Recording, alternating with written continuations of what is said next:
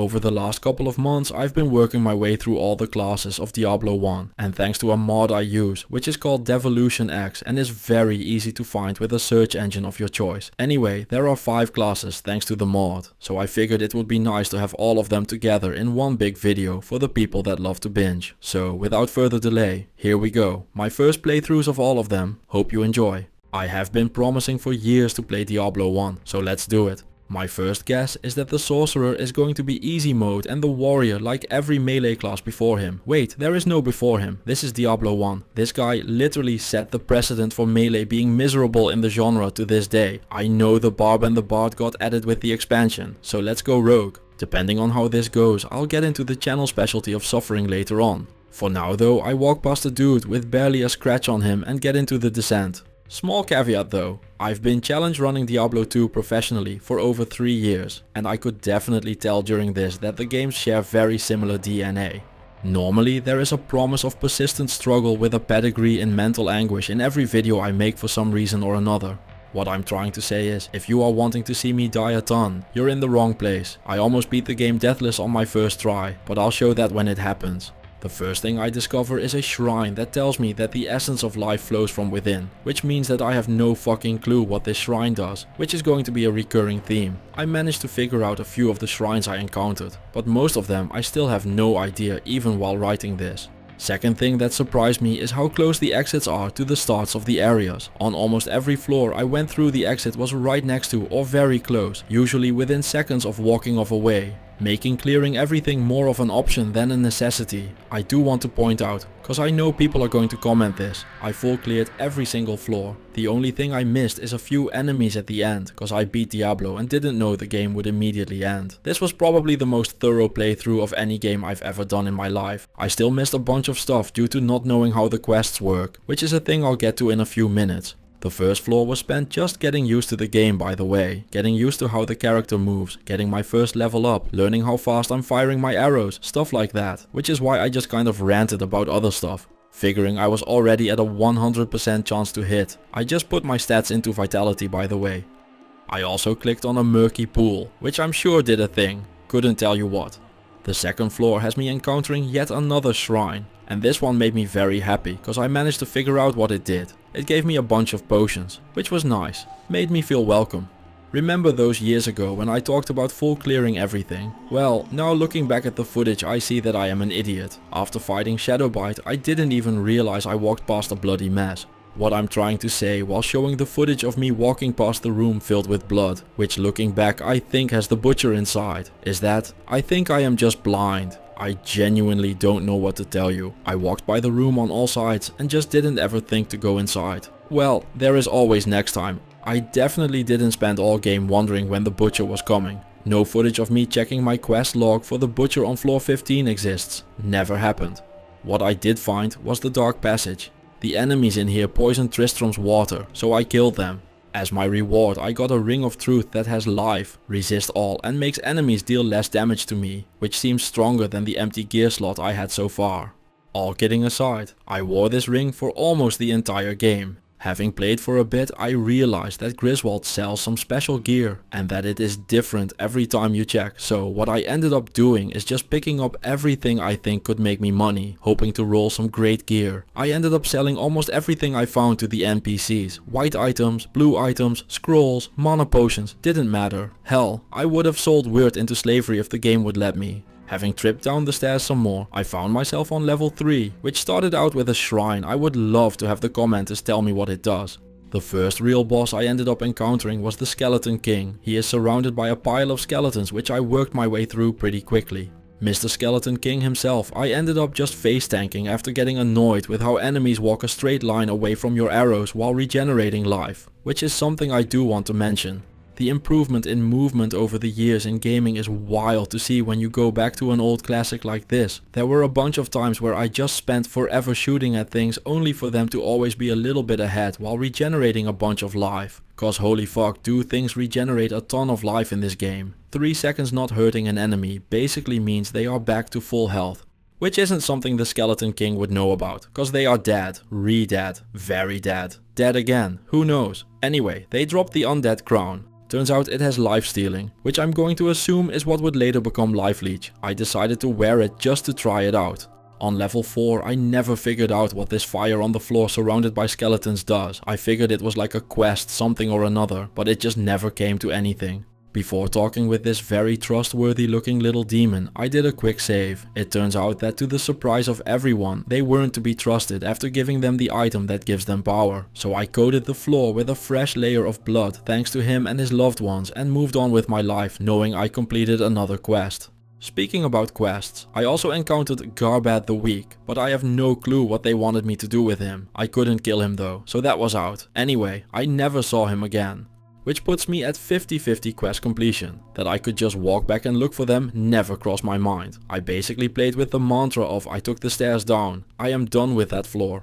I'm glad I did though. I love that you can just beat this game in an evening. I'm so used to doing these giant runs for the channel. It's nice to just do a short run. And knowing I missed a bunch of stuff is a great reason to revisit.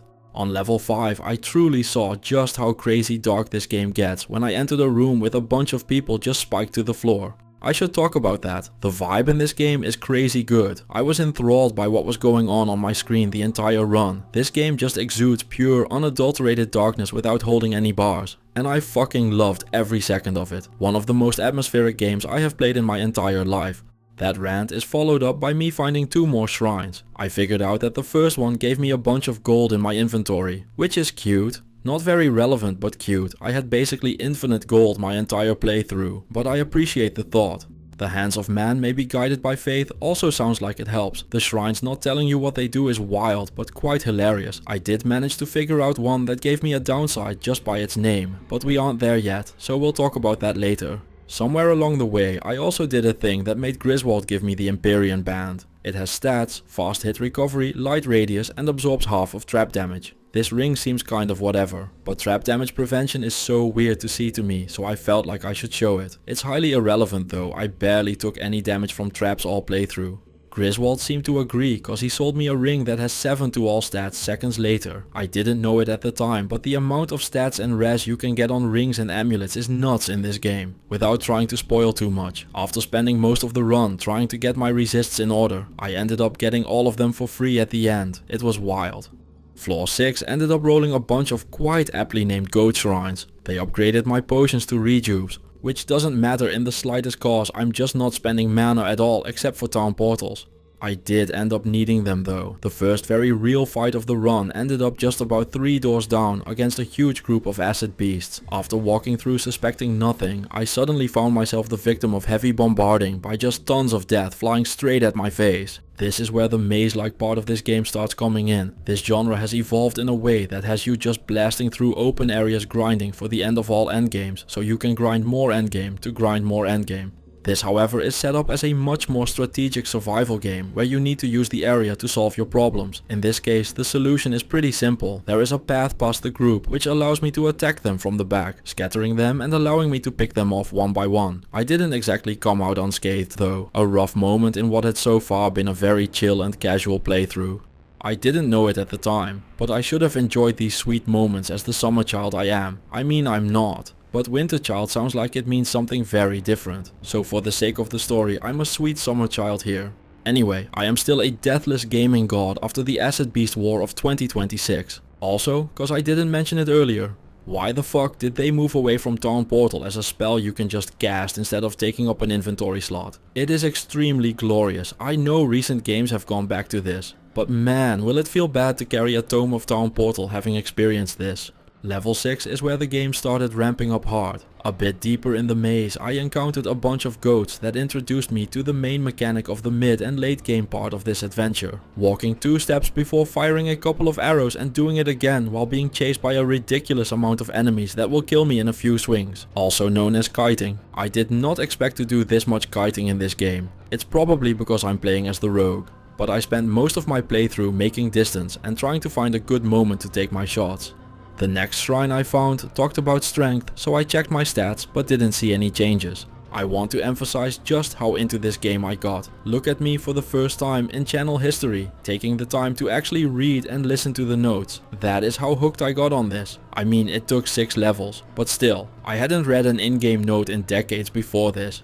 There was an optic amulet just laying on the ground, so I decided to pick it up. Strange how nobody claimed it. Anyway, free amulet, I'll take it. I wish I'd found the next shrine earlier, but I still want to talk about it cause I think this is the sickest thing ever, and I don't get why they removed this at all. After slaughtering some goats, I ended up finding a map hack shrine, which I immediately decided is the most awesome epic thing I have ever seen. Please bring these back in these kind of games, I love this so much. Being about halfway through the game, level 8 has a sneak peek at one of the late game monsters that you will encounter with this angry librarian teleporting around for a bit. Finally getting some resistances, I used one of the identification scrolls I found from this room to identify a ring that turned out to have 25 lightning resist and 26 life, a ring I would kill for in most solo self-found runs.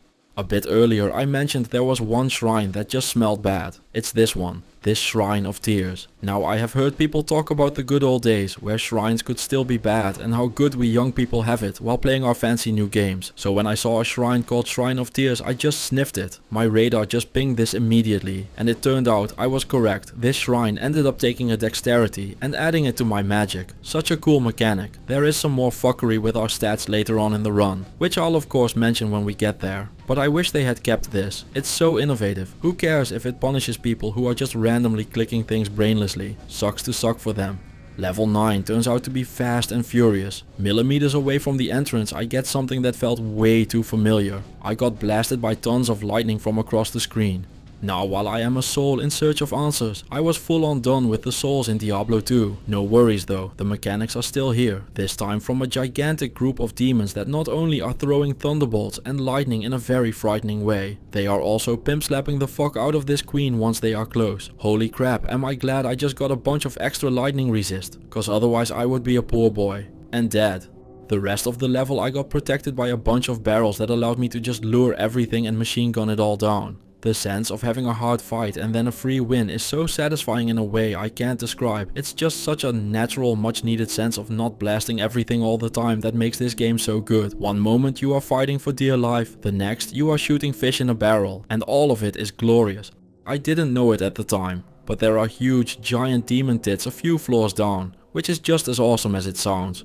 Hold your tits for a second though. First we've got to clear some more levels, but after that we'll be hauling ass as well. The red beasts are protecting it well though. Once again I get blasted from a distance by a huge pile of beams. Truly the Souls experience all over. Or, well, earlier again. I never knew that dog shit was a repeat of something from the first game, which makes sense with me playing this for the first time now. It's wild that they thought getting blasted by lightning from miles away was great enough for a repeat though.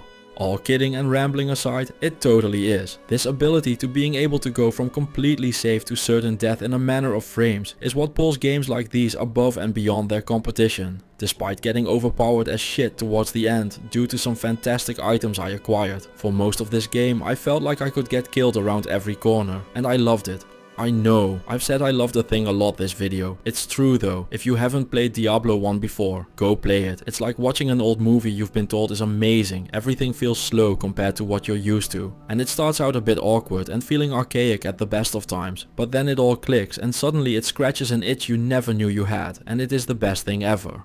While working my way through level 9, the gear upgrades come in fast. The biggest one being a studded leather with 21% resist all, making this random ass magic item better than almost any rare in Diablo 2. It also got my resistances going with fire and magic being at 31 now. Lightning is straight up maxed. Keeping on going down like it's a random Saturday night. Level 10 greets me with the warm greeting of 30-year-old computer controlled characters. Like a bunch of lemmings, all the Obsidian Lords slowly but surely, but mostly slowly, make their way in an awkward line towards me. Each of them managed to give me one big love tap before getting mowed down. While I play my favorite game of fish in a barrel. Could you go and check if you're subscribed? I know you think you are. Just go check. And if you're enjoying the background tunes, those are down there listed in the pinned comment and description as well. Done checking. Cool, let's move things along. In the middle of the metaphorical barrel turned out to be an anvil, that I of course am going to casually lift up and carry home. Cause that is of course what you do with anvils. They are very light after all, so that makes total sense to do. As my thank you for carrying an anvil out of hell in my pocket, I get Griswold's Edge, a nice reference to the same sword in Diablo 2, cause that's how references work after all. The problem with this is that it is a sword, meaning it is meant for the warrior, so just like every other item I found along the way, it's getting sold. Level 12 starts off with something that, despite doing it in the reverse order, looks extremely familiar to me. I recognize a pit lord when I see one, and I deal with them the same way as I have for decades. What I did not expect though is the other enemy in here. While it is extremely on theme to have succubi look like this, it is also a thing I did not expect. I'm not used to seduction being portrayed in gaming this way at all, but it makes total sense flavor wise, of course. I don't know, it feels over the top and on point at the same time. I might be more critical, but I just can't be displeased with boobs.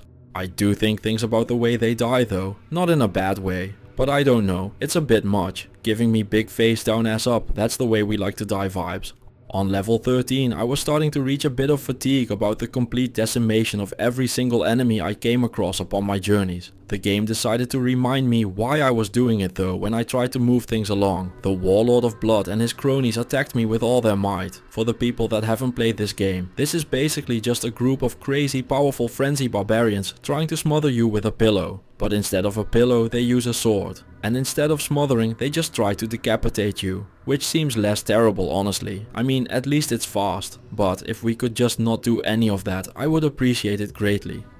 Fortunately, I was able to kite them around in the cleared hallways. All in all, a good challenging fight. Which is more to be said then about level 14. Since we're here now, let's talk about level 14. Cause holy fucking shit did the game throw down the gauntlet here.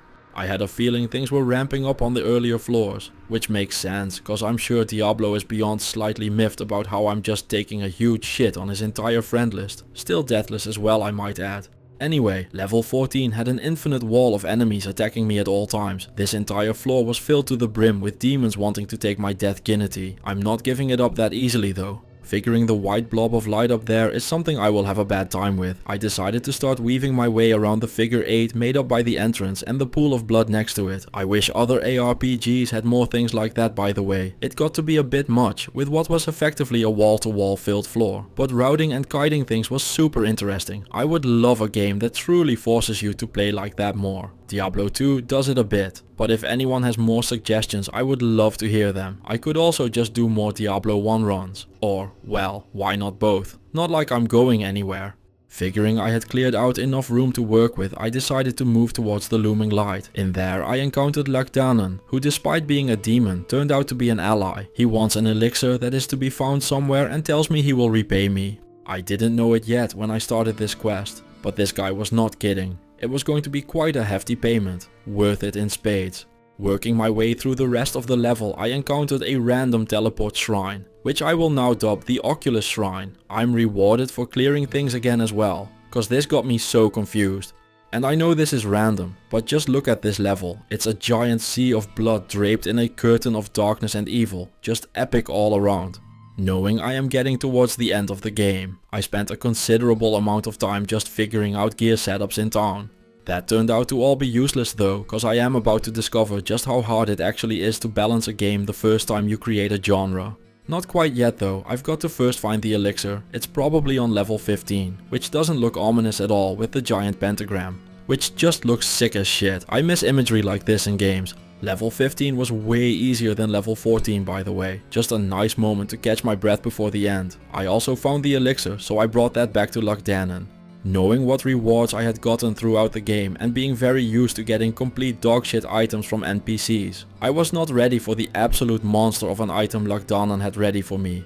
As a thank you for bringing him the golden elixir, which I'm really hoping isn't just a bottle of piss, cause it did smell kind of weird. Oh well, different strokes for different folks and all. One thing that will get my pants tight though is the quest reward here. It's a helm called the Veil of Steel and is the most godly helm I could have ever asked for. It has 50% to all my resistances, making every gear choice I have ever made up to this point completely irrelevant cause now it's all just free anyway. There is 60% armor, which shouldn't be too relevant cause if I'm doing my job right I'm not getting hit. It also nets me 15 strength and vitality. They did realize just how good this thing is and gave it -30 to mana to compensate, but I haven't used a spell except Town Portal all run, making this the most free downside I have ever encountered in my life. I'm sure everyone who can read realizes just how insane this item is. With my resistances being fixed thanks to a single item, I got to focus the rest of my gear entirely on what is actually the most important metric in the game: damage. Since this is the final gear upgrade of the run, here's what I'm working with. I'm wearing a platinum longbow with 32% chance to hit with 1 to 14 damage. The Veil of Steel I just talked about. The optic amulet. I would have loved to wear something else cause I don't think I need it anymore, but I haven't found anything else. The 21% resist all armor I found way back. A 26 dexterity ring, which is just purely about damage. And for my other ring I am wearing a 15 to all stats ring. Having reached my final form, I am now just annihilating the random monsters walking around in 2 shots. One thing I do have to say about this game is that the quests are a bit vague. They did get way better at this later on, but it's pretty brutal here. Along my travels I picked up the Staff of Lazarus. The only reason I even picked it up was for gold. I had no clue that it was a quest item at all. So when I got annoyed with how much inventory space it was taking up, I just tossed it on the ground again. I am pretty sure this is the reason why quest items in the rest of the series are uniques. Then, having cleared all of level 15, I had no clue on what to do. My quest log didn't really end up giving me any more hints. So I ended up googling it and figuring out that I needed to take the Lazarus staff to the Wise Elder, who, deep shocker to everyone, revealed he is the one known as Deckard Cain. Having Cain rant about the staff activates the pentagram I found earlier and opens a red portal next to it. Hatching a plan in the lair, I just cleared everything to start out, figuring that with the hive mind gone I would have to fight less of a complete brooding war when I encountered the defiling Lazarus. The way this area ends up working is extremely similar to the Chaos Sanctuary in the second game. You need to press a bunch of buttons, which makes you fight a couple monsters, and after those are dealt with, you fight the boss. It's a very rudimentary version of what the Diablo fight and lead up to it ended up looking like in the second game, and all I can say is that it was so cool to see the first version of this concept. I thought I was just crazy overpowered at this point, and the fight confirmed it. So at this point I figured it was just a formality to wipe up the rest of the game and call it good and get to editing and writing all of this, while staying a deathless gaming chat all the way through on my first time. Oh yeah, about the fight. I just shot all the minions and then shot Lazarus. It was easy. Never was I so wrong and so right at the same time. And my 2 rounds against the Lord of Terror swung both ways. Before getting to that, I had to clear floor 16, which wasn't very hard to do. Just like in the lair, you need to press some buttons and move around some stuff to clear the way. The only thing that caught me off guard is that upon entering the level you hear Diablo say something very demonic sounding.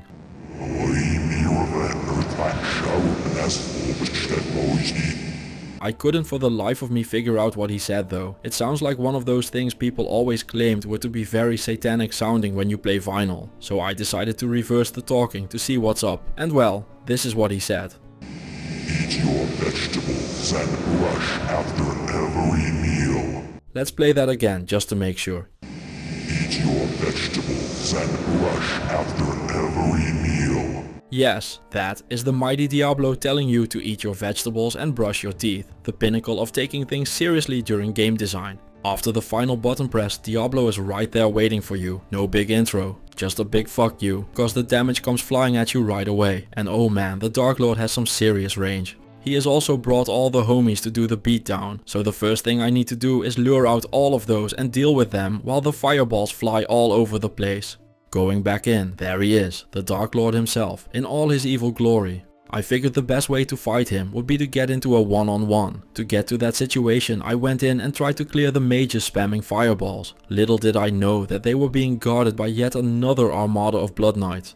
And this is where it happened. I got pushed back throughout the area, and with the Dark Lord joining in on the beatdown, I couldn't stop it anymore. Fully surrounded and with demons dogpiling me on all sides, I tried to prevent the inevitable, but to no avail. And a few seconds later, tragedy struck. I took my first death.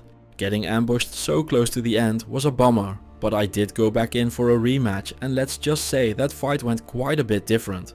At first I was trying to kite around and quickly learned that all that would do is get me nuked from a mile away. With running not working, I just went and face tanked instead, which is how I learned that this fight is really fucking easy if you just stand still and stun lock Diablo with every single arrow that connects. So while the final fight plays, I'll give some closing thoughts. First, the good stuff. The atmosphere and music in this game is mind-blowingly good, some of the best I've ever encountered. I am happy to have played this game, and like I mentioned earlier, I will get back to it for sure. I really want to try out the other 4 classes as well, and it's short and sweet, so it fits in between other bigger projects nicely. After that's done, I'll probably have a good grip on what a challenge run in this game would look like. And I do need to actually open the door to the butcher next time. It's so sad that it's the literal only door in the game I didn't open. I mean, he'd probably slaughter me in seconds, but that's the whole fun of it. The only downside here is that you can definitely tell this game is old. I had a ton of technical trouble getting this to even run and only got it working with a mod called DevilutionX. So I'm not completely sure how much my experience was different from an actual original game playthrough. But seeing as how I didn't play this for decades due to how slow it normally is, that's a price I'm willing to pay. I do want to just have all the quests available on future playthroughs if that is possible. Some parts of the game felt very dry and I'm guessing a bunch of quests would be in those parts. I'm also just going to look up how to do the quests I didn't figure out next time around. Anyway, long story short, if you've never played this, do it. It is an amazing experience and you will not regret it. With that, I am going to leave you all for today. Don't forget to check if you're subscribed. If you want to support the channel, you can find ways to do that in the description and pinned comment. The music used list is also down there. And of course, a big thank you for watching. Comment. The music used list is also down there. And of course, a big thank you for watching.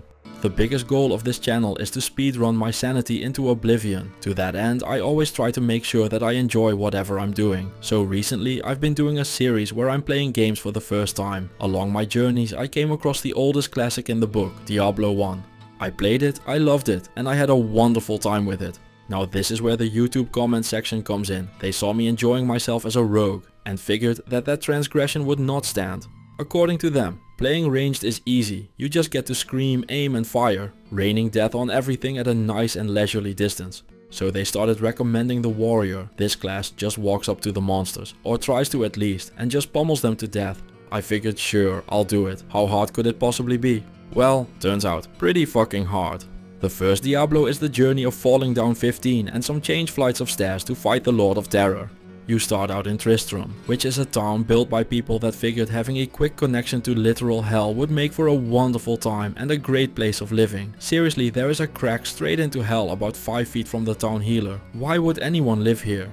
The gameplay itself is easy enough. You see a monster, you click a monster, you kill a monster. In theory, it's truly that simple. In practice, it turned out to be a lot harder, but we'll get to that. There are some quests along the way down, but that's the gist of it. So let's get going. Level 1 isn't too bad at all. There are no quests here, so all we need to do is to start upgrading our gear, which we do by finding a Falchion, almost doubling our damage right from the get-go. Possibly the greatest start we could have had, so I'm sure this run will be no big deal. Now for our level ups, there are two ways to go. Full melee, which has you investing in strength and vitality, or you can support said melee with magic to get access to spells. My guess is that using spells for utility is stronger by a lot, but I think that would beat the point of the run that people asked for, and I'm not here to shortchange anyone. You guys asked for melee, so you're getting pure melee. Now I'm not outright banning spells, because I will be using the town portal spell to go back home, but besides that, all the others are gone for this run.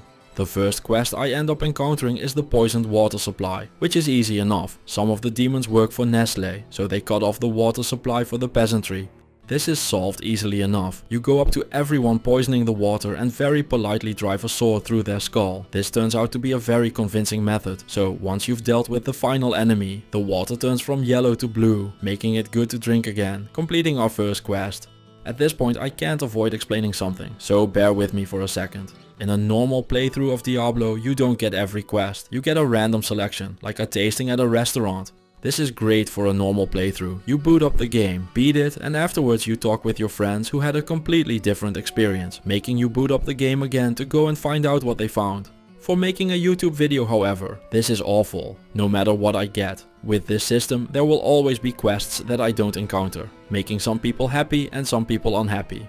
From my understanding, some quests replace others, which can mean missing things like the Butcher, the most iconic encounter in the entire game, even more so than Diablo himself. Again, to fix this, I decided to just use a mod called DevilutionX, not related to Malcolm. This mod allows me to record the game at full screen instead of at this size, and it allows me to enable all the quests in a single playthrough, so no one gets disappointed. It also changes some other small stuff, so if things don't look exactly like you remember, that is why. Anyway, I had to get that explanation out of the way. Let's get back to the action. Speaking about the Butcher, his lair is on level 2. It's the giant blood and corpses filled room. Just go walk around level 2. You'll encounter it. You'd have to be a complete buffoon to miss it. As soon as you open the door, you hear the iconic fresh meat. Now I know a lot of people are like, why aren't you more surprised? But it's one of the most iconic encounters in all of gaming, and I've been told about it for over 30 years. So even though I had never done the fight myself up to now, I knew what was up. The fight itself was much easier than I had anticipated, which I think might be because I immediately doubled my damage at the start of the game. I was able to just go blow for blow and ended up needing only one potion the entire fight. Still very cool to finally have played through this iconic moment myself. Now I don't know if he always drops it or if I got lucky, but he ends up dropping his cleaver, and this weapon is just insane. I was already having a good time with my falchion dealing 4 to 8 damage, and this cleaver deals 4 to 24, putting my damage at a very respectable 6 to 26, which is almost as much as my rogue had when I beat the game the first time. Now it is a two-hander, which might become a problem later on, but for now the butcher's cleaver allowed me to just start axing questions to everything and anything in my way. The poisoned water supply quest rewarded me with the Ring of the Truth, by the way, a 10 resist all ring with some minus damage and resist all. With our first 2 quests done, but plenty more to go, it is time to find out who is going to discover just how strong the butcher's cleaver is. It turns out to be the Skeleton King. His lair, as you can imagine, is filled with skeletons, which we all just deal with swiftly. Mr. King himself turned out to be a much harder fight than I had bargained for. Despite our super powerful cleaver, I wasn't even able to just stand there and beat him to death, having to take a bit of a break halfway through to recover some health. Now I did win the fight, but that was a lot more resistance than I had expected. As a reward for our troubles, we get the Undead Crown, a helm that has life stealing, nothing more and nothing less. So now every time we hit a thing, we get some life back. Even though I know I can always count on the comment section to make things worse, hence me doing a warrior run right now, I can also count on you guys to help me out. In my first run I didn't know what Garbat was doing, but tons of people came through and explained that I need to talk to him a bunch of times after moving on from him a bit. I didn't need to move very far though. Right next to Garbat I encountered Snotspill, who has stolen the tavern sign and then lost it again. He's asking me to get it back, cause some bullies took it. They aren't very far away, and after dealing with them, I decide that Snotspill shouldn't get the sign, so I deal with him and all his friends before returning the sign to the tavern. As a thank you for returning it, Ogden gives us the Harlequin crest. Now if only getting a Shaco was this easy in every other game. In the meanwhile, I've been checking up on Garbat the week, and apparently he has made an item that is so strong that he refuses to give it without a fight. One quick fight to his death later. It turns out that the too strong item was just a random magic cudgel, which I don't even bother picking up. I didn't know it when I started this run, but the warrior isn't so much a lot harder to play than the other classes. The hard part of this run is much more about actually catching up to the enemies. The archers on level 4 immediately show their personality. They don't fight you, they just leave. So every encounter turns into this awkward chase where I'm trying to corner them like I'm herding cats with a sword. I'm sure this is just a one-time annoyance though. It's not like there aren't just more and more archers on every floor. Level 5 confirms that no, this is not a one-time thing. It's not just that they run anymore, it's that they actively reposition every time you get close. So now I'm not fighting archers, I'm basically playing tag with enemies that refuse to acknowledge the rules of tagging. The good part here is that these first ones at least have the decency of following you around while trying to aggro you. It's a bold strategy as a goat archer, but who am I to argue? Despite the first group walking to their deaths voluntarily, this is where the first big problem of the run is starting to rear its head. In modern games, the enemies walk a little bit slower than the player to allow them to catch up so they can actually start their attacking. Diablo isn't a modern game, so that is very much not the case here. Instead, you end up chasing every single archer around until it hits a corner, which of course isn't frustrating at all. I mean, how bad could it get? No need to think about that for now though, as Griswold grants us yet another quest reward, the Empyrean Band. Level 5 does house a quest as well. It starts with reading the Book of Blood, and has you pressing a bunch of buttons that are guarded by some demons. And when you've pressed them all, you find Arcane's Valor. This armor is just a big pile of defensive stats, a very high armor class, 10 vitality, minus damage from enemies, fastest hit recovery. We were in need of a defensive piece of gear, so it's a perfect fit for our setup. Figuring I just got down to level 6, I decided to check my phone for a bit, which almost got me killed. Who cares about save zones, am I right? Should have stayed in town, nerd. Luckily I heard them coming, so I was on time. But that would have been pretty embarrassing. The Chamber of Bone has you reading the Ancient Tome, which from what I can tell taught you the Hydra skill. I'm obviously not using that, but I do think the little fellows look very cute, so I decided to give them a cameo. Having completed the Chamber of Bone quest also puts us at 8 out of 16 quests done. We are nowhere near the end of the game, but the quests are a bit front loaded, so there is plenty more fun to be had. That aside, I figured the halfway point should be mentioned. Level 7 is where it fully breaks down. Here I realized why people want me to do this run instead of doing it themselves. There are archers everywhere and none of them are interested in fighting me on my terms. I'm chasing them through half the dungeon while they slowly regenerate all the damage I just did. At some point during this I realize I'm not clearing a level anymore. I'm just following monsters around hoping they eventually get tired of existing. So I got to spend my time enjoying the glory that is watching them regenerate their life totals all the way back to full while chasing them. Also, I have a question I couldn't find the answer to, so maybe someone in the comment section knows. Why does it say that this Night Clan has 67 kills? I sure didn't die that many times, so who did? Having chased that goat far more than I would have ever wanted to. The next quest has revealed itself as well. It's a good thing our hero isn't illiterate, cause he needs to read a ton. The Book of the Blind reveals an item on the ground. It's guarded by some monsters, but they are pretty weak. I think it's a big, oh my god, it's an ambush attempt. But a lot of ambushes get solved nicely with some casual cleaving. Seriously, using all the quest rewards makes you a massive tank. All of them are just defensively slanted walls in item form, with the quest items very easily outperforming anything else I'm finding. We also kind of accidentally ended up doing a unique items only build. Level 8 has you encountering Tsar the Mad, who is angry when you try to read his book. I was going to put it back, but he's not having any of that and starts attacking. This fight was tedious. Every time I swung at him, he teleported away and started regenerating his life total. Him moving throughout the map also caused more enemies to join the fight, giving him even more time to regenerate. But in the end, it's just a matter of who is more stubborn, and it's not like I have anything better to do. So I chase him through the dark halls of level 8 until his health hits 0, finishing the first match in our best of 3. Wait, what? A best of 3? That's not possible. Yes it is, but I'll explain in a little bit. He ends up dropping the Black Oak Shield, which has a massive pile of stats and high durability. If I ever need to move away from the Butcher's Cleaver, I will have a shield waiting for me. Now let me explain about that rematch with Tsar the Mad. You see, this game doesn't ask if you're sure you want to reload, it just reloads. So when time for dinner came, I ended up pressing the load game option instead of quit game. And well, you know how it is. I was all the way back at the start of level 8, just in time for that rematch. Which went less smooth? Yes, let's call it that. That sounds like a good description. I don't know why I didn't just drink a potion either. Our best of 3 was decided in my favor, but I'm still salty about that first death of the run that just happened there. Speaking about not knowing things, I knew the second half of the game was going to be harder, cause well obviously, it's the second half of the game, it had damn well better be more challenging, that's the whole point. What I didn't know was that the kid gloves weren't just off, but they have been replaced by brass knuckles.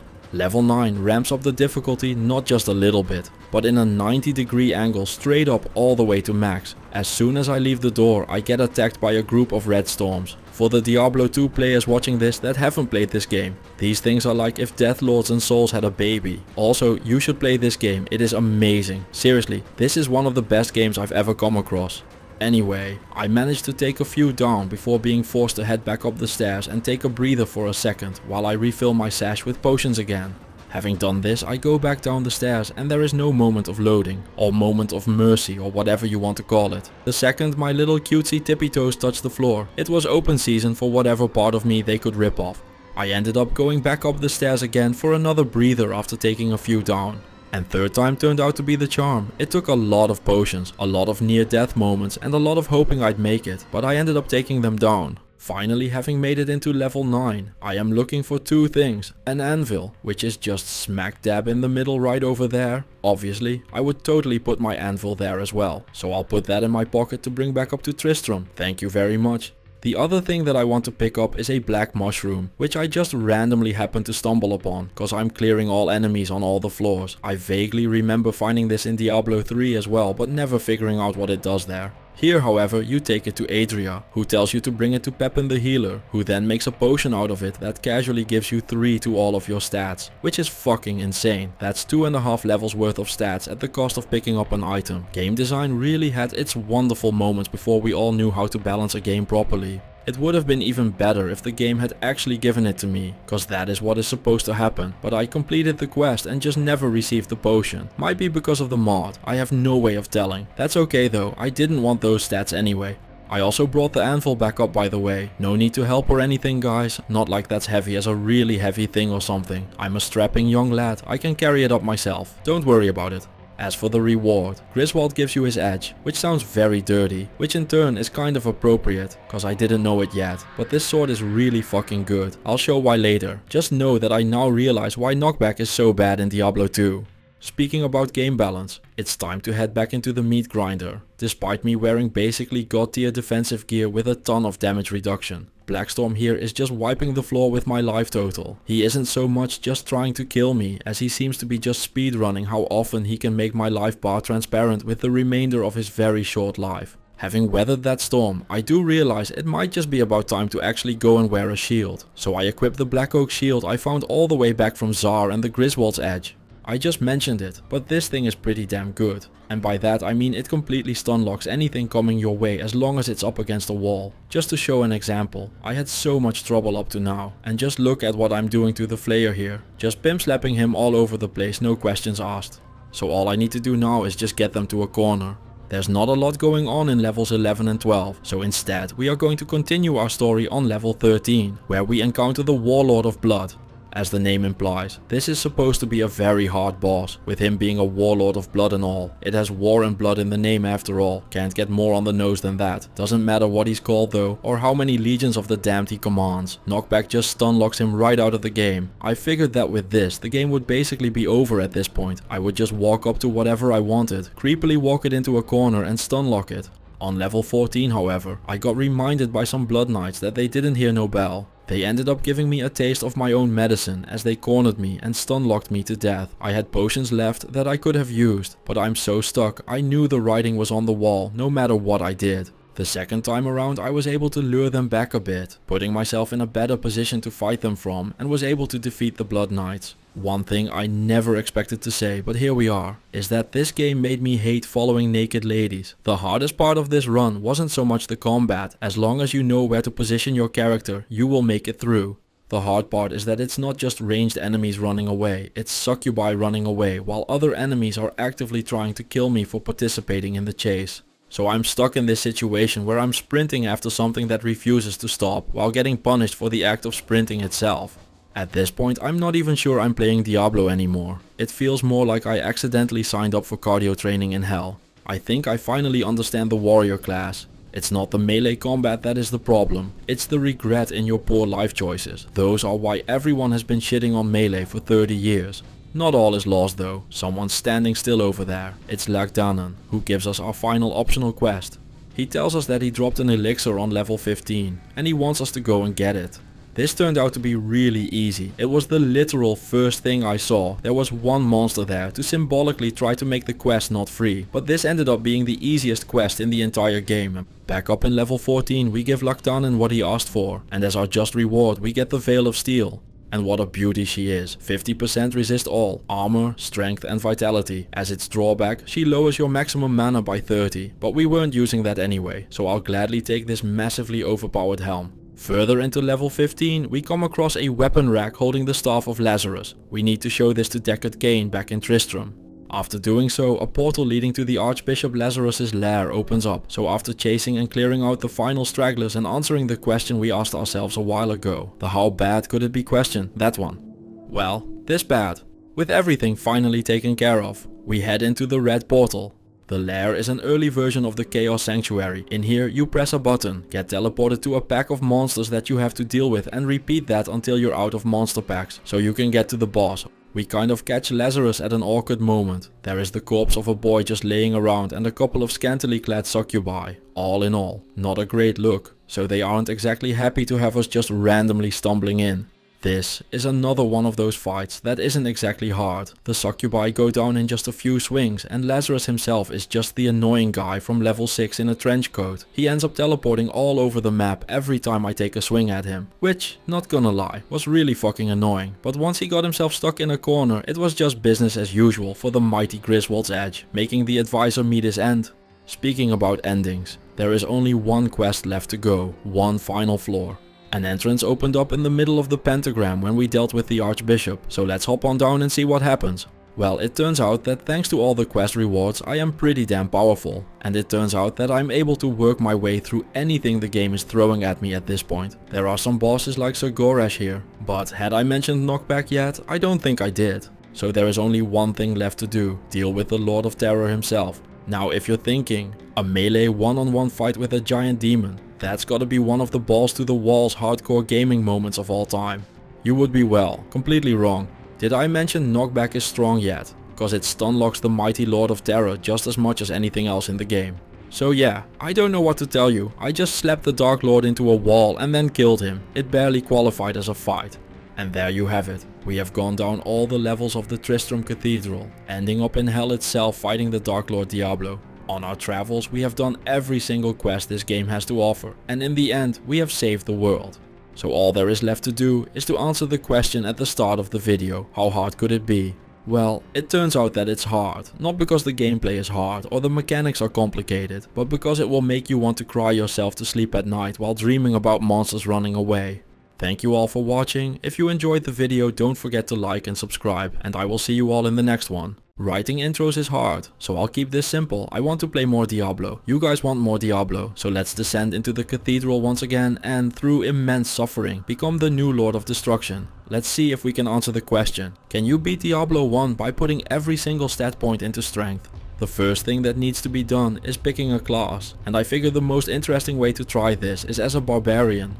But those were never in Diablo 1, I hear you say. Correct. Blizzard decided to save the Barbarian for Diablo 2 instead, but the files were still left in the game, so I enabled them. And what a beauty he is, looks strangely like the warrior though, but despite sharing the sprite there are some differences. The Barbarian starts out with 0 magic, and as you can see from the beautiful golden 0, that number is never changing. You can use plus to magic items to boost it. However, I'm not here to pick the no magic class only to make him do magic anyway. I'm sure it's very strong, but that's just not what playing a barbarian is about for me. I also had negative mana for most of the run, but I'll explain that later. He also gets 1% resistance to everything per level. In the meanwhile, on screen I have leveled up for the first time. Every single level gets me 5 stats, and all of them are going into strength, cause that to me is what playing a barbarian is all about. Who needs life, dexterity or magic? There is one more rule for this run, but we'll get to that in a bit when we have a moment for it, cause we have reached level 2 and the first of our quests. Tristram has been having a bit of a problem with the water. It's suddenly all yellow, and they've asked us to go check out what the hell's going on. It turns out that there are a couple of demons quite literally taking a piss in the water supply just to fuck with the townsfolk, which I am going to need them to stop doing immediately. Now normally this isn't a very hard quest. It's just a matter of walking up to the enemies and attacking them until their health bar hits the floor. Unfortunately, this is where we find out about the first big problem we are going to have to deal with. Hitting enemies is already becoming optional, and it's only getting worse from here. So after barely surviving a fight with one random goat, we have our work cut out for us. Now I was able to clear the rest of the area and stop the demons with the 2 free willies from messing with the water. Continuing on in level 2, we encounter a room that is filled wall to wall with blood and corpses. Surely nothing can go wrong from opening the door. I tried luring the butcher back to get him stuck, but failed miserably at it. Figuring I was all out of options, I just went and got into a fight to the death. Well, mine to be specific, but that's just semantics. Second time around I got halfway through. The problem was that he was winning significantly harder than I was, and I was dead. So I decided to just move on and come back later when I'm a bit stronger. Along my travels towards level 3 I had to go back to town, which had me talking to Pepin to buy potions. As a reward for making the demon stop whizzing in the water, he gives me the Ring of Truth, bringing us to the second rule of the run. My previous video taught me that the game is balanced around only finding half the quests, which is great for repeat playthroughs but awful for making videos cause you miss out on half the game. So I decided to add all the quests to my game, but I'm banning the quest rewards. So rule number 2 for this run is quest items are banned.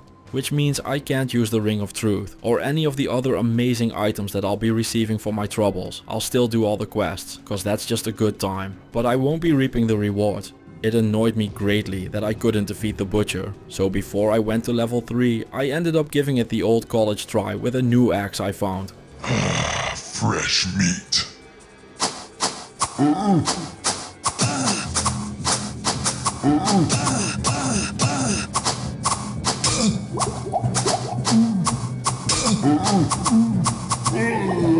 Thanks to the extra power from clearing the entire floor, I ended up taking him down this time around. Now I did cry a little bit inside while checking the beautiful pile of damage I would get from equipping the Butcher's Cleaver. So with a very manly and masculine tear rolling down my cheek, I give the cleaver to everybody's favorite blacksmith, may he live long and prosper with it.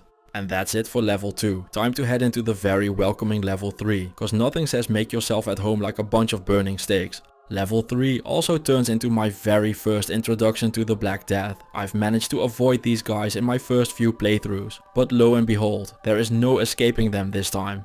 These yellow zombies are very slow, as zombies are supposed to be, but what they lack in speed, they make up in pure unfiltered misery. These lovely gentlemen permanently reduce your maximum life every time they hit you. Lo and behold, I'll demonstrate the definitely only time I got hit by them. Look at my health pool. It started at 82 and is now at 81. Permanently, as you can imagine. This is quite the unnerving effect.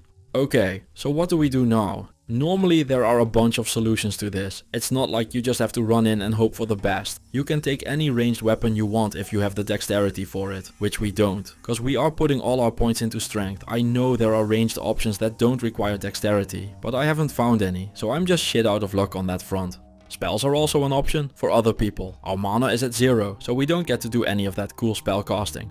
With all of the fun, good, balanced game options not being available to us, we only have one option. We are going to save scum the absolute undead fuck out of this. Before engaging with a zombie, we'll be making a save. Then we try to kill the zombie without getting hit. If we succeed, we make another save. If we fail, we reload the game and go again. Thankfully, this game is 30 years old, meaning my psychological damage loads instantly. Wouldn't want this to become annoying or anything after all. Now I know what you're thinking. With the Black Deaths being so dangerous, surely the developers won't throw tons at you. Well, joke's on you, cause of course they did. I spent the next hour working my way through piles of these things one by one.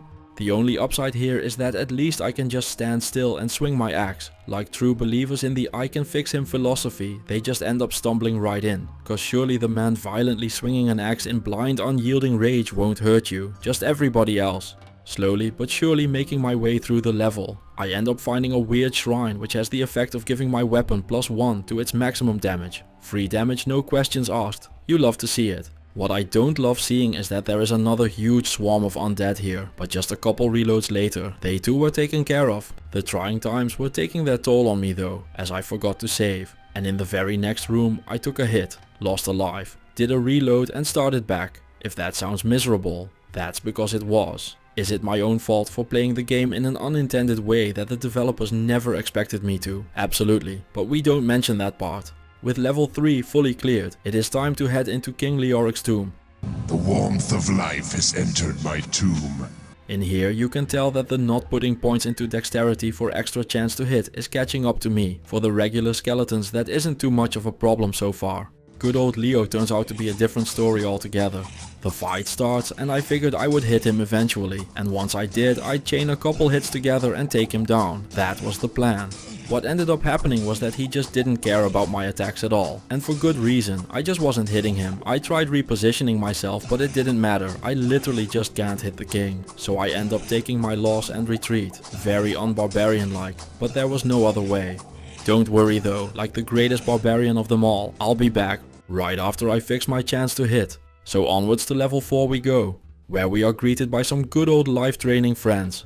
A few reloads later we find ourselves at, sorry, I meant psychologically devastating amounts of reloads later. Man, I can't wait to be done with these zombies. I'm happy this is for sure totally the last level of them. No way I would roll into them again after all. Anyway, like I said, after another completely healthy gameplay session we find ourselves at a chest that is locked.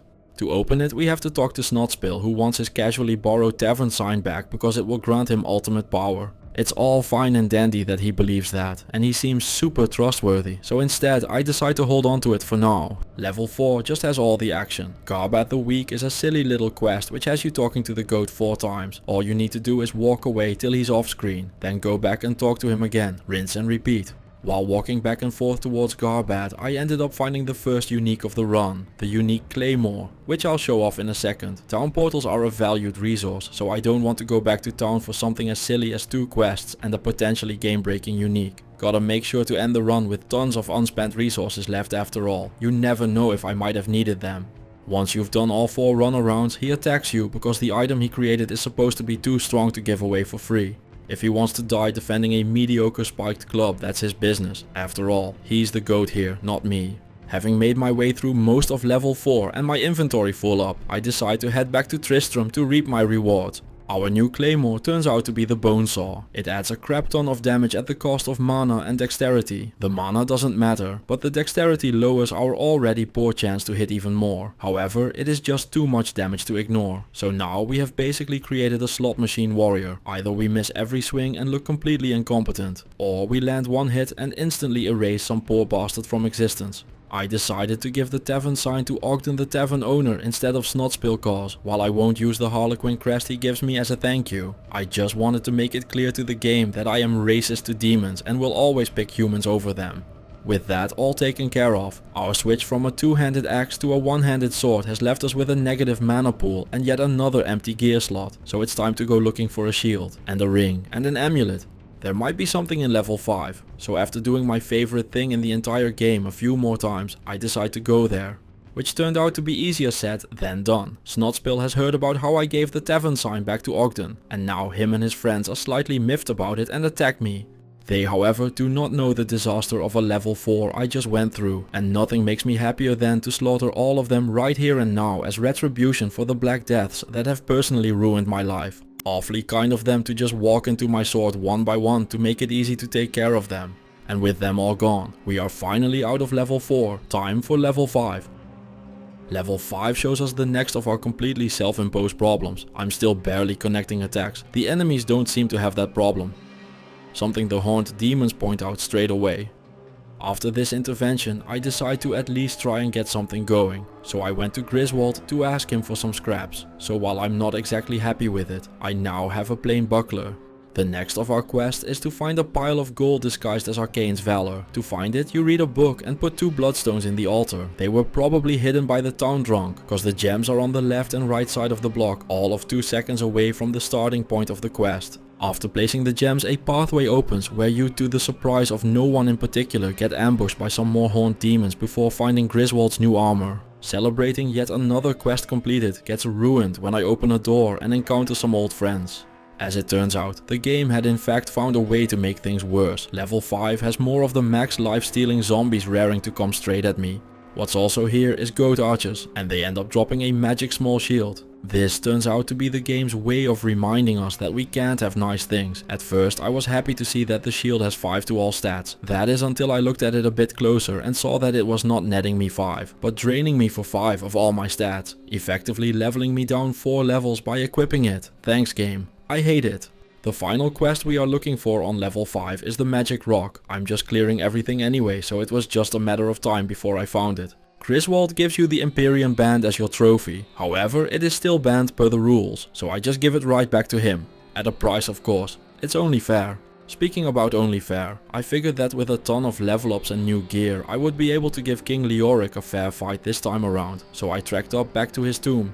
Despite all of my extra power, the battle with the Skeleton King ended up being a grind fest. His health is regenerating at the speed of light, which is ironic, cause he desperately doesn't want light in his tomb. The Skeleton King tried so hard and got so far, but in the end it didn't even matter. He dropped his, now mine, crown. The undead crown, which has lifesteal and would be a perfect addition to my gear setup, allowing the massive amounts of damage I deal to heal me, but it's a quest reward. So all I can say is that Griswold is looking mighty strong right about now, with his 2 rings, amulet, armor and life recovery helm that I would have all loved to wear.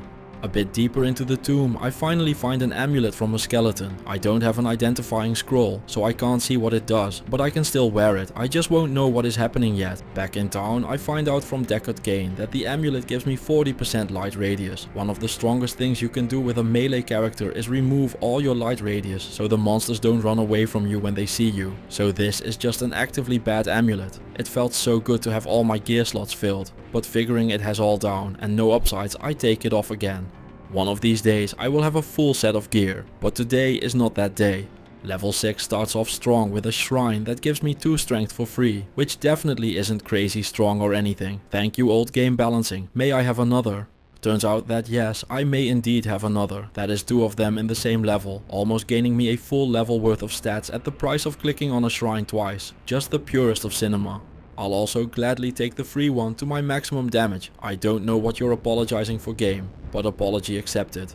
Our next quest is in the Chamber of Bone, an aptly named area where you fight a giant horde of skeletons that charge at you looking all menacing, only to immediately realize they also won't be the ones fixing the barbarian violently swinging a sword through a doorway. The quest itself is completed easily enough. You read a book and that's it. You're done. As a reward, you learn the Guardian spell, which would summon 3 very cute hydras that shoot fireballs, but at minus 15 mana in my pool at all times. I'm going to have a hard time summoning them. Level 7 starts out with chasing archers and almost dying because of it, reminding us that surviving is still more of a suggestion than a certainty.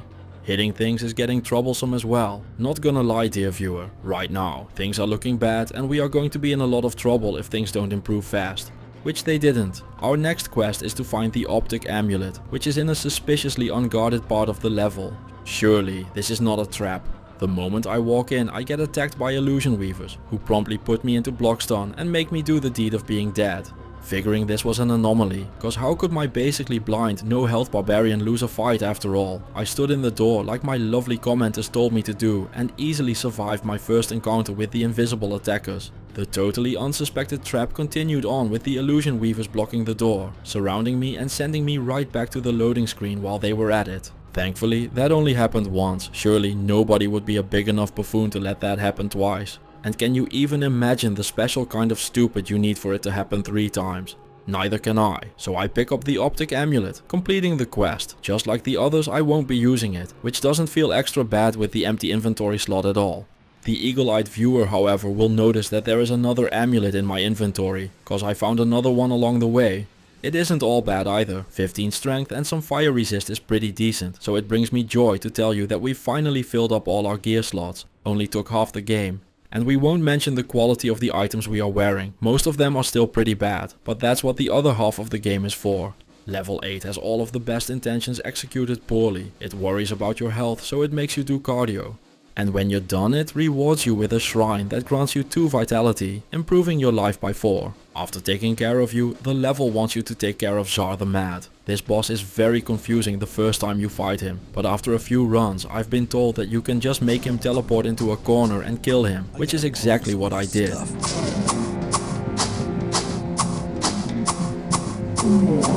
Completing yet another quest. Just a bit later I encountered an aptly named goat shrine. It ended up giving me 2 vitality.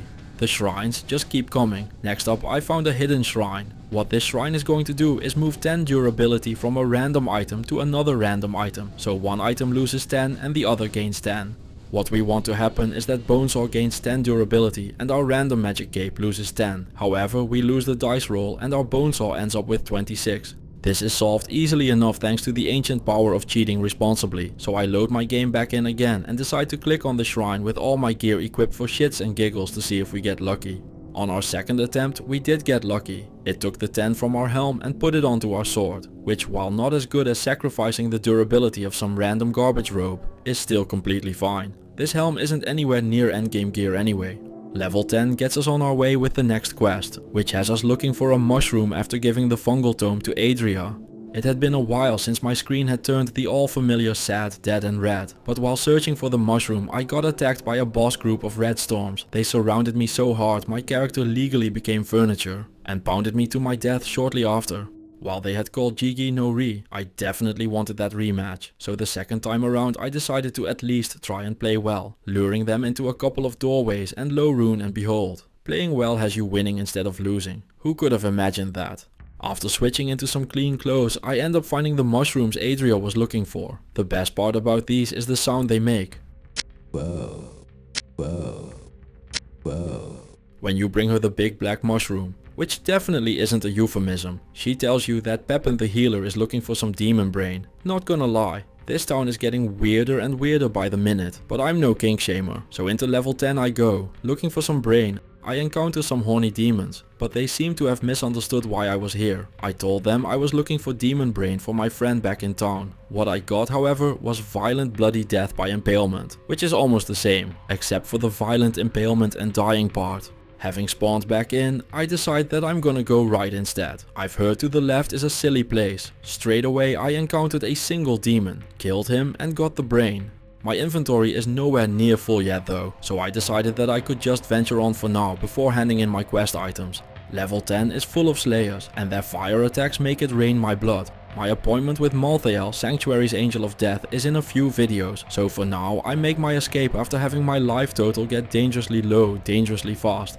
At this point of the run, we are having trouble hitting things, and are having trouble surviving things, so we're basically just a heavily armed disappointment right now, and it is starting to show.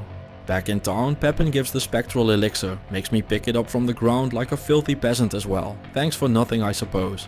Anyway, I switched my gear around a bit to get some more resistances, which is something you tend to do a lot in this game. You basically switch your gear around depending on what you need for the current level until you hit the truly endgame stuff. Which we will. Don't worry, I promised you a broken build and we'll get there. By the end of this run, we're going to become an extinction event. For now though, we still have quite a lot of work ahead of us. Before we get to it, I have an admission to make. When you go back to Adria, she tells you can drink the potion instead cause she doesn't need it anymore, which I blindly did, didn't even think twice about it. The elixir gives you +3 to all your stats, or about 2.5 levels worth of stats, which is just insane. And that's the problem, I didn't realize it at the time, but it's a quest item, meaning it's banned and I shouldn't have used it, which is a roundabout way of saying that I failed the challenge. With that out in the open, let's continue on. Level 10 has another quest as well. The Anvil of Fury is located on a secluded part in the middle of the map. It's a good thing we have all that strength, cause apparently the villagers think it's completely fine to ask someone to carry up an anvil back to town. That's kind of all there is to this quest though. Click the anvil, get distracted by a quick game of inventory Tetris and bring it back up to Griswold.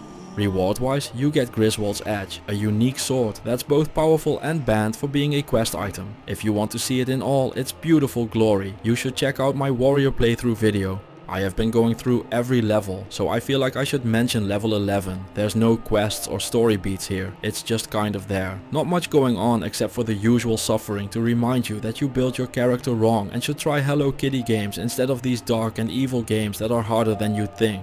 It's the same on level 12, no quests, just the most terrible game of dodgeball ever seen by mankind, so we are going to just get out of there and move onwards towards level 13. The final parts of the game have you traversing darkness and lava filled areas filled with a new enemy. Steel Lords will come up to fight you like a warrior. The problem however is though that it takes 10 hits to kill them, which isn't a big deal in a 1v1. They are pack animals though, ambushing their unsuspecting prey and trapping them in a corner until the screen of sadness shows up again. This is where it all started to fall apart. Our hero is just not hitting things often enough to defeat them. We have been needing upgrades to our gear for a very long time, clearing out every single nook and cranny of every floor looking for anything to get the momentum going. But the game just said no thanks, I'd rather just have you be miserable. At this point I considered starting a new game with this character, which would allow me to start back in Tristram and has me working my way through all the levels again. This allows you to keep your gear and your experience, so it's nothing but upside. But if there is one thing I can do well, it is persevering through misery, and I'd rather be miserable for hours than give up and be happy. I figured that as long as I can kill a single enemy, I can kill them all. So I pulled myself up by my bootstraps and got back to work. Knowing I would lose to the group of Steel Lords to the east, I decided to head north instead, where I found an armor rack that finally gave the long-awaited upgrade we had been craving for so long. In Diablo 1 there is one universal truth, eventually every build becomes a full plate build. The price of wearing them is a huge stat investment in strength, but that's perfect for us, cause that's all we've been doing this entire run. What makes this armor so strong is the armor class. Even the quest items like the Arcane's Valor we found back in level 5, which is easily able to carry you through the game, only has 25. This has 3 times that at 75. That on its own is just enough to let us tank through the entire game, meaning the first of our problems is finally solved. No matter what the game throws at us from here on out, we are going to be able to take a few punches and will at least get to fight back. Now if only we had some good chance to hit. Between the new armor and the ability to kite and loop, I was able to whittle down the forces of hell one at a time and work my way through. Guarding the exit is the Warlord of Blood. As their commander and warlord, he is a stronger version of a Steel Lord. At this point I've fought what feels like a couple million of these guys, so one more is no problem. Upon his death we gain access to level 14 and check off another quest, just 3 more to go. Before heading into level 14, there is a bunch of stuff to loot. The entrance is surrounded by item racks, and I think at this point the game had seen what I was willing to go through and just gave up. From these racks I ended up getting a stupidly good armor, a Jade Blade of Giants. It has the 75 armor class that the full plate mail had, but it's also sporting a casual 27% resist all, and if all of that wasn't quite good enough, it also has 16 strength for some extra damage, adding even more tankiness to the already almost unkillable Barbarian. That still doesn't solve my aiming problem, but this meteoric flail of precision sure does the trick. 76% chance to hit and 20 dexterity combined to get us from 105 to 191% chance to hit. So how good is basically doubling our chance exactly? Well, step aside Bale, there is a new Lord of Destruction in town.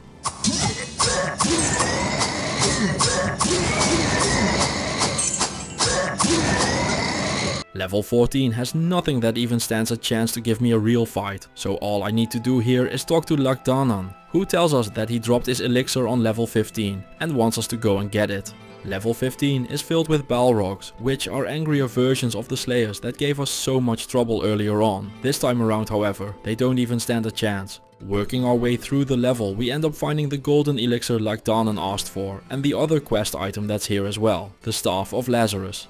With every single quest item in the game found, it's about time to start wrapping things up. The first thing I decided to do was to clear out the area. I don't think I really needed to, but after spending the whole run being weak, I was more than willing to repay the favor. The game did try to buy my goodwill by dropping a unique ring. It turned out to be the Constricting Ring, which gives 75 resist all at the cost of 1 life per second. If you're wondering if that's good, why yes it is. Between having my resistances at max, great chance to hit and being a huge defensive wall, Lazarus and his succubi don't stand a chance. The Archbishop tries to delay the inevitable, but to no avail. Just a few swings and down he goes. Figuring this is my world now, I tried drinking Lakdanan's potion in front of him to spite him, but the game won't let me, so I end up giving it to him. As a thanks, he gives me the Veil of Steel, a crazy powerful helm that I would love to use, but sharing is caring, so I donate it to Griswold instead. Having wrapped up all the optional and non-optional quests, there is only one thing left to do, defeating the Dark Lord. Level 16 is the final area of the game and well, it's not offering much of a fight, everything is getting one shot. To drive the point home even more, the game even gives me the Hellslayer as a trophy. The damage on this is bonkers, but it costs us too much chance to hit to be usable, which is a shame. It would have been such an epic finish to the run. To get to the final fight, you need to press the switches that you encounter among the corpses. Having flipped all of them, you free the Lord of Terror. After everything the game put me through, Diablo himself barely puts up a fight. What is a demon to the new Lord of Destruction after all? So we let Diablo walk up to us with a few of his friends, delete them in front of him just to establish dominance, then finally start swinging at the demon himself, putting him into stun lock, and enjoy our win.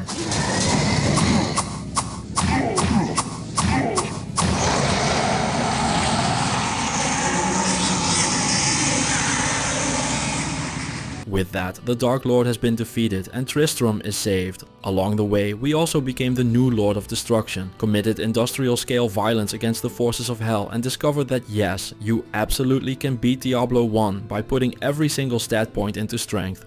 Thank you for watching and I'll see you in the next video.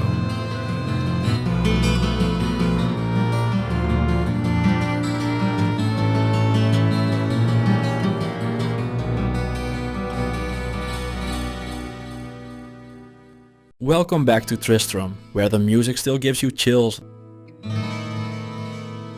The cathedral still feels dangerous and somehow Wyrd is still alive despite being a scammer. I'm working through all the classes. Warrior, Rogue and Barbarian are already on the channel, which means we're almost done with the roster. And today I'm playing the Sorcerer. This is where the whole casters are broken reputation that has hung around the franchise forever started. But how true is it actually? Is it an overpowered nuclear assault? Or do we have to respect the game to survive? Let's find out together. We immediately learn our first lesson. Close combat is basically killing ourselves with extra steps. Even something as simple as dealing with a skeleton ends up being a life or death situation. Until fireballs enter the equation and everything stops being a problem. Not exactly a great start to a run though. Just a few skeletons in and we are already at a low life total and out of potions. Along the way down we are going to look for as many books as we can find. We won't even read them just for the pictures either. Our entire progression system is books. Every book we find is an additional skill added to our repertoire. And if you're wondering if you can find duplicates, yes, you can find the same book multiple times. It's recommended even. That's how skill progression works here. And as we'll see in this run, level ups for your skills are hard to come by.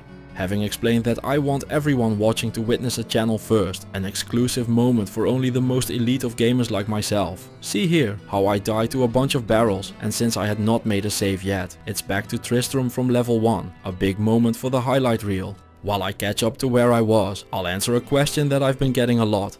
This is DevilutionX, still not related to Malcolm. You can find it anywhere online. It's really not hard to find. It's almost like it wants to be found. DevilutionX adds a ton of options, like enabling all the quests, which I have done cause I think that's more fun to do. Getting all those rewards would make us very overpowered, so I'm banning the quest rewards to compensate. On screen you can tell that I've picked up 2 different staffs. One of them gives me access to Holy Bolt, which is a magic spell that is very strong against the undead enemies in the lower levels. The other allows me to cast Charge Bolt, an electric spell that covers a bit of ground to hit a couple targets at the same time. Together with Firebolt, it feels like I can handle everything the game throws at me. First things first though, I've gotta stay alive long enough to afford potions, so I can stop running around the levels with the suggestion of a health pool as my survivability. On that note, barrels are now my least favorite thing in the whole game. Before even reaching any of the quests, the first unique of the run drops from a Devilkin. Sadly though, the defender is not useful for us. It's intended for a melee character. All we want out of a weapon is skills. Shadowfang is the first fire immune I encountered. We've barely started and the game is throwing immunities at me. I took a quick whack at the demon to see if it helped, but to no avail. I gave it a few more tries to see if I could defeat Mr. Fang, and decided that it would be a good idea to come back later when I'm stronger. Time for something easy, the Butcher. What could possibly go wrong with that after all? Fresh meat.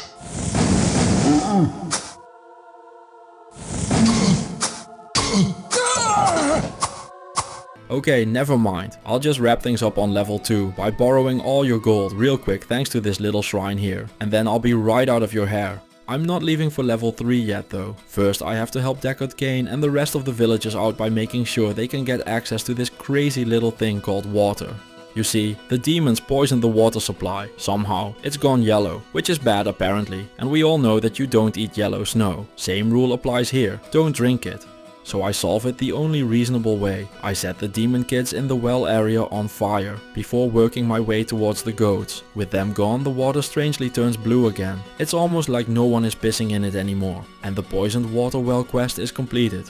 Level 3 starts out with skipping a thaumaturgic shrine. What it does is close all the chests on the level and refill them with loot. But because it's the first thing we came across, it's not useful yet. All we've gotta do is not forget about it. Which we never would, of course. We totally come back for it. I just decided it was not worth your time to show the footage. Pepin the healer gives us the Ring of Truth as a reward for restoring the well. But because I don't want to become too strong by getting and using all the quest rewards, I decided to not use any of them. Straight to Griswold it goes. My price however came at Adria with the Book of Town Portal, granting me infinite ways to get back home without sacrificing an inventory slot, and a Book of Charge Bolt to level it up a bit. Back in the cathedral, a Book of Firewall dropped. This skill, I kid you not, casts a wall of fire. Now in Diablo 2, this skill isn't very good, but that is the result of them nerfing it into the ground after seeing what hell it unleashed here on every suspecting and unsuspecting enemy. The only downside to it is that it is pretty hard to aim, and the enemies will for obvious reasons not just casually stroll into the fire, instead opting to go around it if they can. So for now I'm mostly sticking with Charge Bolt. The later levels however are a puzzle where you have to figure out which skill you want to use depending on what enemies you got, so it's always good to have more options available. Finally, having made my way to the 3rd level of the descent, I come across the next quest. The Skeleton King resides in King Leoric's tomb. There with him are skeletons that need to be cleared out first, which isn't a problem at all with Charge Bolt. Holy Bolt is a perfect answer to the Skeleton King himself as well. If only I still had it and hadn't sold the staff I had that gave it to me. Would have been really nice right about now. The king however is immune to both lightning and fire, a pretty big problem for my fire and lightning based sorcerer. Upon realizing this, I decide to leave yet another boss for future me to figure out. Back on level 3, I decide to take my frustration with not being able to beat anything by challenging my one true nemesis to a battle. I end up defeating the barrels, but it was much closer than I would have guessed, or wanted, or hoped for. On level 4, I come across a closed chest protected by some demons. The way to open it is by talking to Snotspill, who claims that the tavern sign inside will grant him and his friends powers beyond our beliefs. Now I know that this obviously isn't true. Devilkin aren't exactly known for their smarts after all. However, just to make sure, I end up returning the tavern sign to Ogden, the tavern owner. He trades me the Harlequin crest for it, the original of the iconic emeralded cap we all got scammed with in Diablo 2. It isn't quite as strong here as it is these days, but that doesn't matter, with it being a quest item and all. A big part of making our way down the cathedral is encountering random stuff you don't expect. In this case, a goat shrine that ends up giving me +2 to my strength stat, something I'll never say no to. The first answer to my long list of problems so far comes in the form of a Book of Holy Bolt, allowing me to just learn the spell instead of having to figure out what I did with the staff with charges. Thanks to this, the undead roaming the first few levels of the track down will no longer be a problem, as long as I make sure to not draw the attention of an entire herd at the same time. In my hubris, I just pranced right into a wide open area that definitely could have never been an obvious trap. And while I tried fighting them, which would have probably gone better if I had used my anti-undead spell I just picked up, I didn't get the chance to switch during the fight, so it ended up with me laying sprawled out on the floor, clicking the load game button. Second time around, I didn't walk straight into the world's most obvious trap, put on the right spell and very easily cleared out all the skeletons. It's a weird thing to realize. If you don't play like a dumbass, the game ends up being much easier. Who could have known? Another quest we encounter on level 4 is the Garbad the Weak quest. The quest is very primitive in nature. All you need to do is talk to him, walk until he's off the screen, talk to him again, and then repeat that a few more times. The final time he will attack, because according to him, the item he made is too good. It isn't, but I don't mind killing him over it anyway. The fight ended up taking a bit because I needed to figure out what spell would be best to use to defeat him. It turned out to be Firewall, so once I got my target right, the Garbad quest was completed.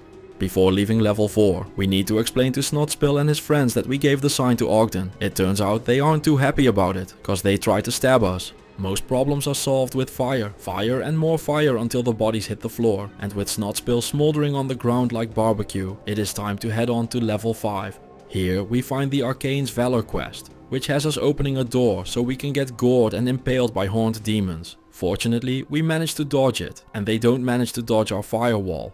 You get the idea at this point, cause if it wasn't very fucking obvious yet, Firewall's damage is unhinged. I figured that it would be a bit strong on lower levels and get worse later on. And it did in a sense. Not because the game started countering the spell cause of how everything is designed and how there is a system of checks and balances, but because of, well, never mind. I'll explain that later when it becomes relevant.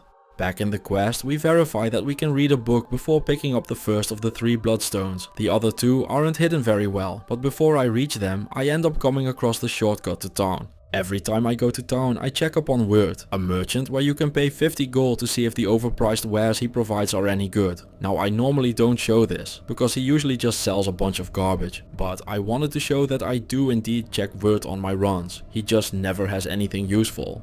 I always save scum him out of principle, by the way, not because I need to or because he is unfairly priced or anything, but because I can.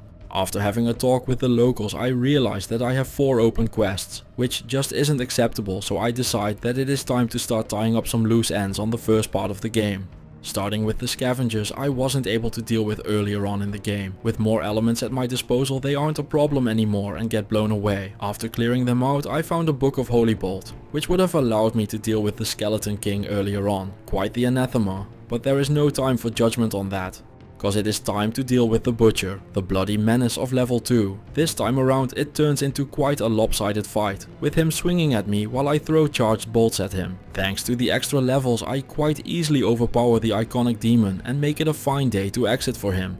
Upon defeat, he drops his cleaver, a powerful 2-handed axe, but we are a wizard, Harry, so we wouldn't be using it for obvious reasons even if it wasn't just banned straight out. Now that I'm able to attack the Skeleton King, I ended up decimating him in a few seconds, just stun locked him straight to 0. He drops the undead crown. This helm gives lifesteal, which is for the melee proletariat. We however don't bother with such trivial things as fair fights on this run, so Griswold gets another gear upgrade. Continuing on with the quests, back on level 5, I come across the magic rock. This is a rock, and it is magic, and Griswold hates carrying heavy things out of the depths. He much rather has us doing it. Must be scared of skeletons or something.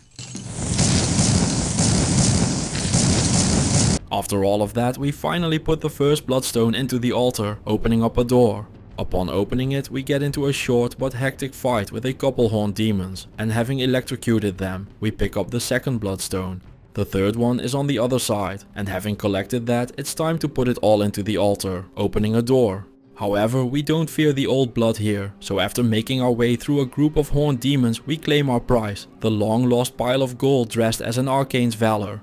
A very strong armor thanks to its high armor class and fastest hit recovery, which just like every other quest item goes straight to Griswold. As does the Empyrean band we get as our just reward for dragging a magic rock back up. With level 5 done and dusted, it's time to head on towards level 6. In here I find a scroll of mana shield. This scroll gives you one casting of the spell, which means that I now have the ability to cast one mana shield, redirecting all the damage I take to my mana pool, basically doubling my entire existence. So instead of 75 life, I now have over 300, not bad considering all it took was eating a scroll. The only thing I have to be careful with is that as soon as I go back up to town or my mana hits 0, the shield will disappear, so I need to either find more scrolls or find a book of mana shield. One thing I should point out is that earlier you saw footage where the enemies were all red and I was able to see them through the wall. I didn't have time to explain then, but this is because of a scroll of infravision. At first I didn't really see the point of this. After all, you can just walk up and check, but I have to admit, I underestimated this effect. It plays much better than it sounds. Knowing what skill you need to apply to how many enemies before walking into a room makes everything go buttery smooth. There is a quest on level 6 as well. To trigger it, you need to find a book, and well, I missed it. As always, when you're looking for stuff, it's in a completely obvious place that you just walked past a million times, figuring it couldn't be there. So after painstakingly dragging my cursor around every pixel on this floor for 20 minutes, I finally ended up finding the mythical book, allowing me to move on towards the Chamber of Bones. Normally the chamber is a dangerous place with tons of skeletons in every nook and cranny of it, with the pinnacle being a room filled with literally as many skeletons as the game can allow in there. Just a big old copy-paste till your heart's content amount of them, crammed in a single room. They, however, aren't immune to fire, so after just a few button presses and a lot of fire flying everywhere, only the paste part of the equation is left as the entire massive battle is solved in a matter of seconds. In the depths of the chamber I came across arcane knowledge, teaching me the Guardian skill, which spawns a 3-headed hydra that shoots fireballs wherever you cast it. It has some applications, so I will use it for a bit, but to be honest the damage is just kind of laughable compared to the completely broken mess that is Firewall. The Chamber of Bone also has tons of chests hidden throughout that can drop anything, even the first unique I can actually use of the run, a ring. The Constricting Ring is a double-edged sword. On the one hand it gives 75 to all resistances, which just maxes them out right then and there, no questions asked. On the other hand it drains 1 life per second, and seeing as how I have 49 life in total due to switching some gear around, this ring is a timer for my death, and a short timer at that, just to show it off. I barely make it from the chest to the exit before having to heal again. In the end I decided that this is too much of a risk with such a low life total. It doesn't matter how good those golden numbers look after all, if it means you're running around with only a sliver of health and dying all the time because of it. So I put the Constricting Ring in my stash instead, sadly missing out on yet another unique. It's a good thing that I found it though, it ended up coming in clutch later on in the run. Level 7 houses the Halls of the Blind quest, where you go looking for the Optic Amulet after reading about it. The amulet is guarded by unseen ones, and as soon as you open the door, they sneak up and start swinging. The guardians do start shooting at them, but they just don't deal enough damage, forcing me to run away and kiss the floor just a few seconds later. Not enough. In the rematch I decided to use Charge Bolt on them, which went a lot smoother. I knew they were coming when I opened the last door, so I clicked it and moved back to a safer position straight away, using the corner of the area to make sure I couldn't get surrounded while shooting charged bolts to hit as many of them as possible. Having defeated the unseen ones, I claim my reward, the Optic Amulet. But we all know the drill at this point. I don't even have an amulet equipped yet, and it would have been very nice to finally fill another gear slot. Oh well, at least I get some gold for it from everybody's favorite blacksmith. On level 8 I use the Guardians to scout out the unseen ones. Guardians technically detect them, the problem is they just don't kill them fast enough. So I've upgraded from dying to invisible enemies to watching them slowly kill me anyway. The 8th floor was where the game stopped pretending to be fair and balanced, even doing my diligence and verifying that rooms are empty by making sure the Guardian isn't firing, which should mean the room is all cleared, results in me getting swarmed not even seconds later. And since I'm walking around with 50 health and a dream, I get to enjoy that dream permanently.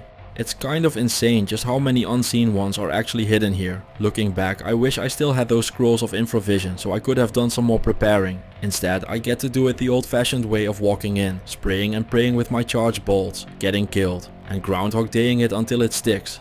This one little part of the area ended up taking longer than a lot of full levels did, but I did make my way through and made my way to Zar the Mad, a fellow wizard who responds most unkindly when I borrow one of his books. The Guardians were very convincing this time around though, and he decides that I get to read his books.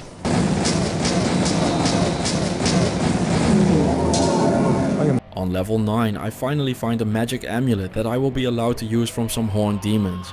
I also end up finding the fungal tome for the next quest. The amulet turns out to be an amulet of Vim, granting me plus 14 vitality, a massive life boost at this point, taking me from 51 to 65. The most important moment of the entire run ends up happening at Adria. She tells me about wanting a big black mushroom for the next quest, which is nice and funky and all, but what is way more important is that she sells books, and has a book of Mana Shield. This is the item we have been looking for since the start of the game, and it ends up being right here at the store. There is a problem though, it's 16,000 gold, which I do not have. I'm at 8,000. Remember earlier how I said the constricting ring was going to save the run? Well, this is how it does that, by getting traded for gold so I can buy a book of immortality. It's going to sound weird, but with Mana Shield available the rest of the game is just kind of a matter of wrapping things up. I'm at effectively 400 life in a game where 150 will easily get you through the game. And not only that, but I'm also one-shotting almost anything that dares to cross my path on the way towards the quest items like these mushrooms. I gave them to Adria, who upon receiving them tells me that the healer is looking for a demon brain and that I should be on the lookout for one of those. The demon brain always drops from the first demon you kill, so one lightning later I am the brand new owner of a demon brain. Upon giving this to Pepin, he makes an elixir out of it, which he wants you to deliver to Adria, who in turn tells you she doesn't need it anymore and that you can keep it. If you drink it, it grants you plus 3 to all your stats, amounting to 2.5 levels worth of stats, a huge reward for picking up a mushroom and ignoring some NPC conversations. It's a quest reward though, so to the ground it goes. Level 10 houses the second quest where Griswold just can't be asked to carry his own stuff back up. This time it's just an anvil he wants us to fetch, which we find right in the middle of a lava surrounded wannabe island in the middle of the map. We can take it with us at the price of one game of inventory Tetris. Level 10 starts throwing the big enemies at you like the Obsidian Lords. These huge horned demons have sent many players to an early grave. However, we are a sorcerer, so they are kind of just a footnote for us. Bringing me to one thing I want to point out about this, and it's a personal point, but I feel like it's gotta be said. The sorcerer has been everything I don't like in a Diablo game. All this run has been is either me getting stunlocked and dying or just fucking obliterating everything as punishment for the crime of being born. Just no in between at all. But that in between is where I like it. I want games to challenge me and create interesting problems for me to solve, and this just doesn't do that at all. I get that people adore the power trip this character provides and different strokes for different folks and all, but after this I'll be happily going back to something much weaker. Before I do so, I will need to go and actually do what I set out to do, defeat the Dark Lord. He's still a few quests away though, so for now we start by giving Griswold the anvil. The reward for dragging an anvil up is the Griswold's Edge Unique, a strong sword that works wonders for melee fighters, so even if it was allowed to be used, it wouldn't be of value for us. Level 11 showcases the only problem this run can still encounter, and it is one of my own making. When I run out of Mana Shield, the life total just isn't enough to tank the damage of the Obsidian Lords. Effectively, this whole game has boiled down to a sub-game of do I have Mana Shield up or not. If I do, I'm unkillable. If I don't, I'm getting wrecked. On level 12 I end up finding another scroll of Golem. Now the scroll itself isn't too important, the Golem will be later, but I just wanted to showcase how enemies even this deep down are just getting defeated in the blink of an eye. Or like these succubi here, just casually off-screened without even trying. Level 13 starts out with a cauldron, which is a random shrine. This one gives us 2 of the magic stat for free, effectively becoming a +4 to max life shrine thanks to Mana Shield. It continues on with us finding the Steel Tome, which warns us of the Warlord of Blood, the biggest of the Steel Knights. His location is always at the exit, forcing us to take the fight, which is a sorcerer's worst nightmare. Before going and doing that, I want to make sure I deal with the inhabitants of level 13. They are lightning resistant, so it isn't the fastest of clears, but all in all I am able to make it through without too many problems. Bringing us to wanting to leave, and like I said, the Warlord will be waiting for us at the exit. Trying to power up as much as I can, I buy as many elixirs as I can at the healer. These give +1 to a stat permanently, letting you kind of just buy level ups for 25,000 gold. You can get them for strength, magic and dexterity. Their existence makes me wonder if the best strategy in the game is to always just go full vitality, and just using these and only these to power up the other stats. With that all being done, I can't avoid it any longer. I've been talking about how the Sorcerer can just ignore everything and blow up everything else.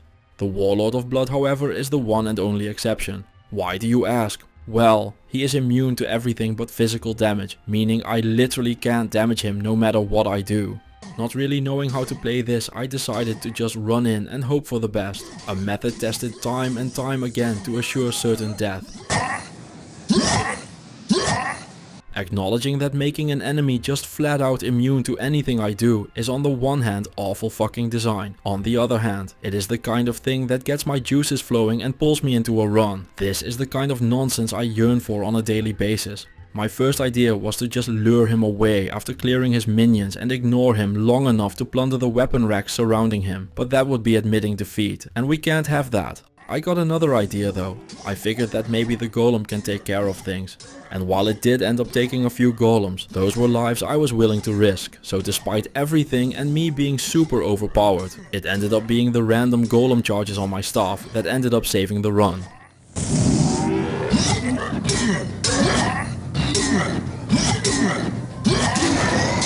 So mad props for the golem. And with the Warlord of Blood defeated, it is time to go do my favorite thing of all time, check out some racks. From the armor rack a unique plate mail dropped, so maybe, just maybe we get a unique we actually want to use. Turns out we absolutely do. Naji's light plate is perfect for us, no stat requirements, a bunch of mana. Resist all and +1 level on all of our spells. I couldn't dream up a better armor and will gladly take this all the way to the Dark Lord himself. Level 14 starts throwing Blood Knights at us, and well, I have been using Guardian because I think it's a really cool spell and all, but at this point I can't deny they just aren't keeping up anymore. The Blood Knights are just walking straight through them without a care in the world, meaning it is time to go look for other options. The first option I tried is just running through and seeing how that goes. The answer is poorly. It goes poorly. So we'll have to figure out something. That something turns out to be going back to Firewall and actually hitting with it. Just as a heads up, you need to do both those things. Firewall is very good, but only if the enemies are not slicing up your face into minced meat.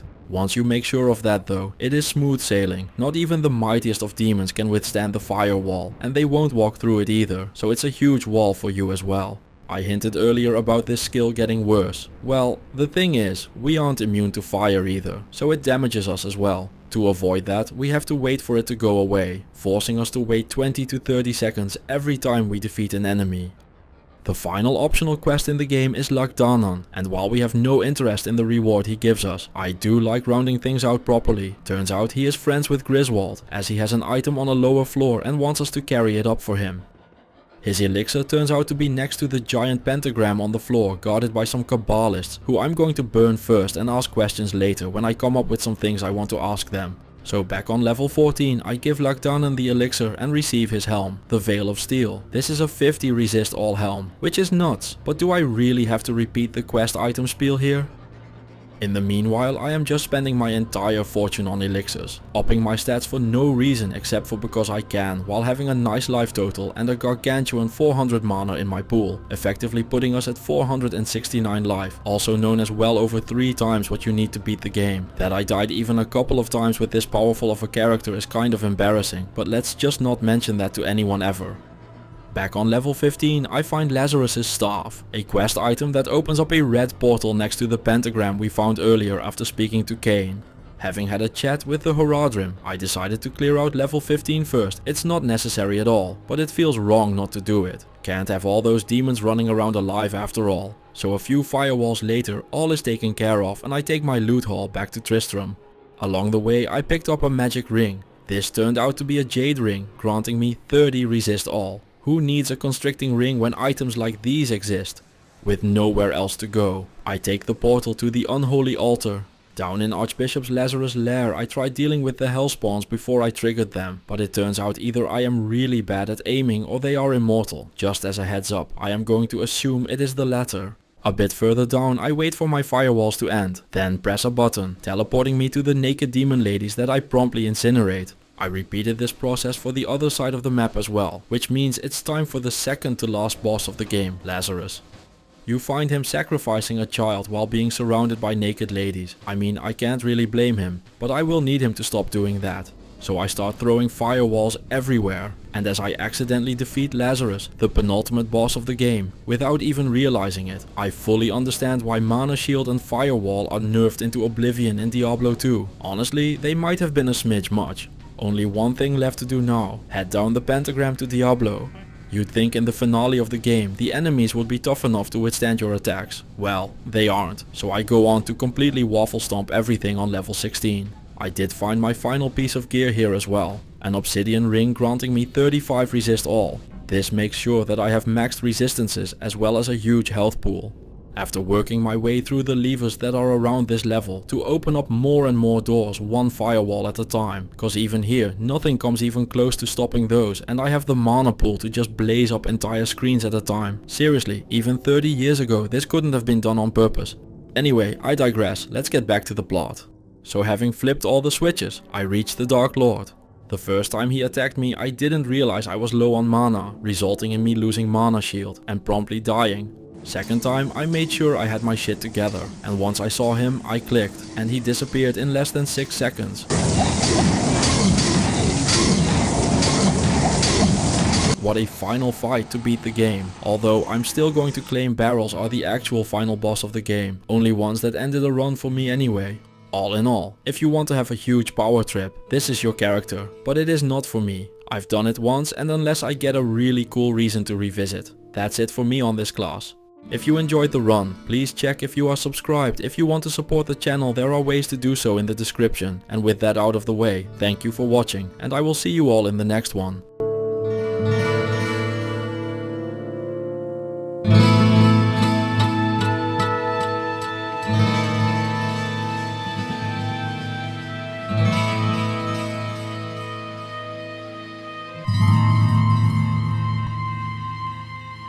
Here we are, the final class in Diablo 1, the Bard. It only got added thanks to my mod, and it's not even finished, as you can tell from how it is just the character model for the rogue. So what does a Bard do? Well, she gets to dual wield one-handed weapons, the mods on them stack up, so that is pretty nifty. Anyway, 2 weapons, 1 cathedral, 0 issues as usual, let's go. The run starts off strong straight away at level 1. One of the very first things I come across is a book of healing, allowing me to heal and such. As always, there are no problems whatsoever during any run ever, so I don't almost die to a skeleton captain like a noob. That would of course never happen to me. Our cleanest of gameplays isn't happening by accident. For some reason the developers in their infinite wisdom thought that it would be a fantastic idea to have this melee class start off with 65% chance to hit, which means we are hitting with a razor sharp accuracy known only to humankind by the likes of my jokes. To solve this, we are pumping every point we can into dexterity. We are looking to hit about 200 chance to hit. If we can get more, we'll gladly take it. But with 140 to go, we have a long road ahead of us on the chance to hit front. Griswold can help us in our quest of not joining the undead by selling us a club. Now I don't really see why the person that is trying to save your village should pay for stuff. But on the other hand, if someone told me that they were going to walk to the devil and punch him in the face, I would charge them for everything and their shirt as well. The first quest I end up finding turns out to be the poisoned water supply. These little shits have been pissing in the water and my club is going to very bluntly ask them to stop doing that. A goat in the well ends up dropping one of the most important spells in the game, if only in scroll form, which means it's going to be lasting as long as I usually do. But for now we get access to Mana Shield. This spell makes damage go to our mana pool instead of our health, effectively adding 41 life to our total until it hits 0 and disappears. Or I go to town, whichever happens first. Like I said, it won't last very long. By the time I reach the final goat, it's already gone again. But after taking down the Flesh Clan archer, the poisoned water supply becomes just the water supply and our first quest is completed. Our reward is the Ring of Truth, but truth be told, I won't be using it, cause I've added all the quests to the game. I don't want to get overpowered by using all the rewards, so I'm not allowed to use them. Using 2 weapons means we are getting the damage, so while our chance to hit is abysmal still, we are already hitting like a truck on level 2 with 7 to 18 damage. Except for my blind first playthrough, which is also on the channel by the way. I am just looking up what shrines do, so it comes as no surprise to me that this eerie shrine ends up giving me +2 to my magic stat. Which won't help right away, cause it is time for the bastard that is the butcher. As a true believer in workplace violence, especially when working from home, he comes at me straight away as I open the door. Having 2 weapons and much more damage ends up mattering a ton, as I'm able to take him down on my first try. Fresh meat.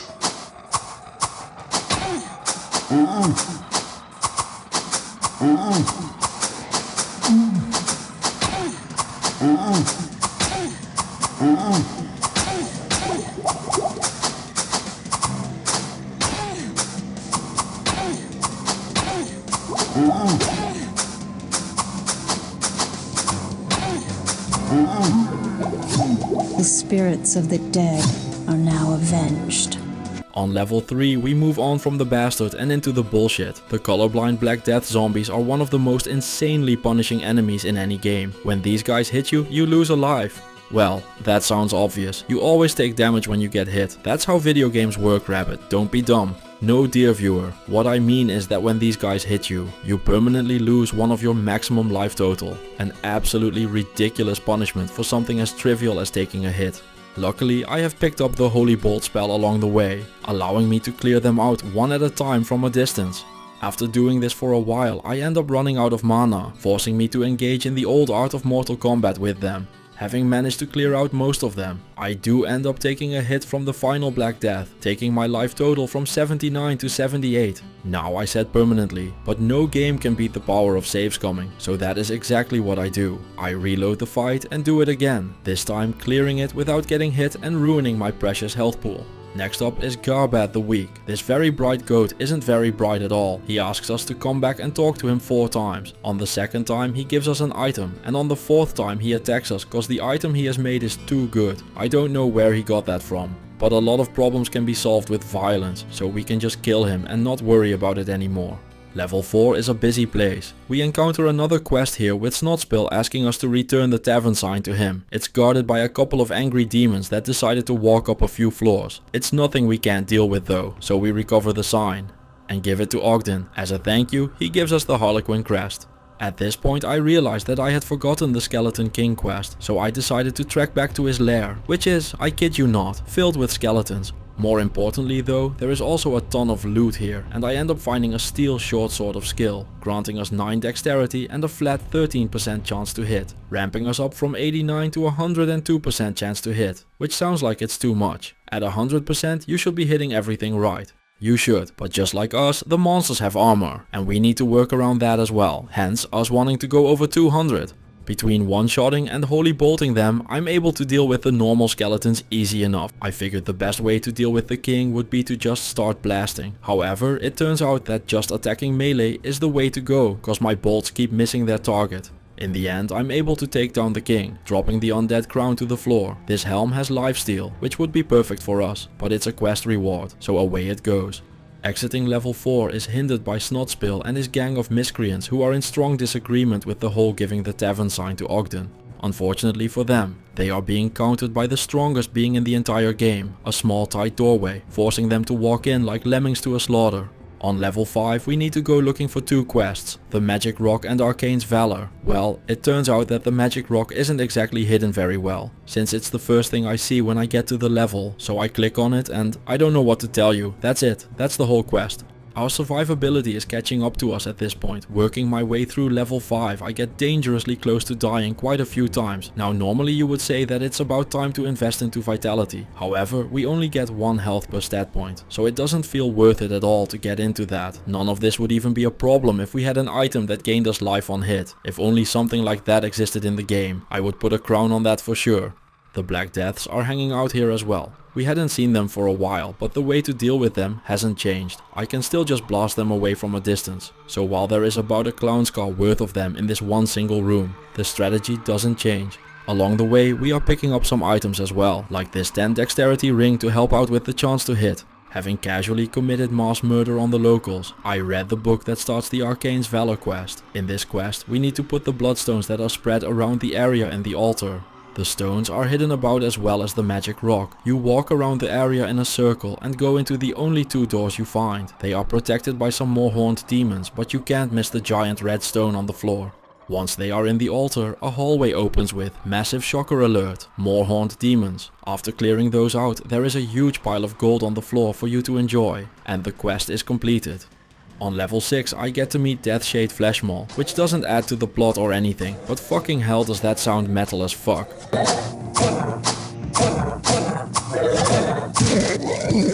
A bit deeper into it, the kid gloves came off. For some reason the game decided that it was a wonderful idea to put a group of acid beasts in the corner of a huge open room. Normally the way you fight these is by standing behind a pillar and luring them in. Today, however, was not that day. Today was the day that I just took all of these shots on the chin like a champ. I mean a very dead champ, but still a champ. I started the second attempt at this by walking around the room and trying to see what was up and how to do this, figuring that if I got lucky a couple of them would follow me around and isolate themselves.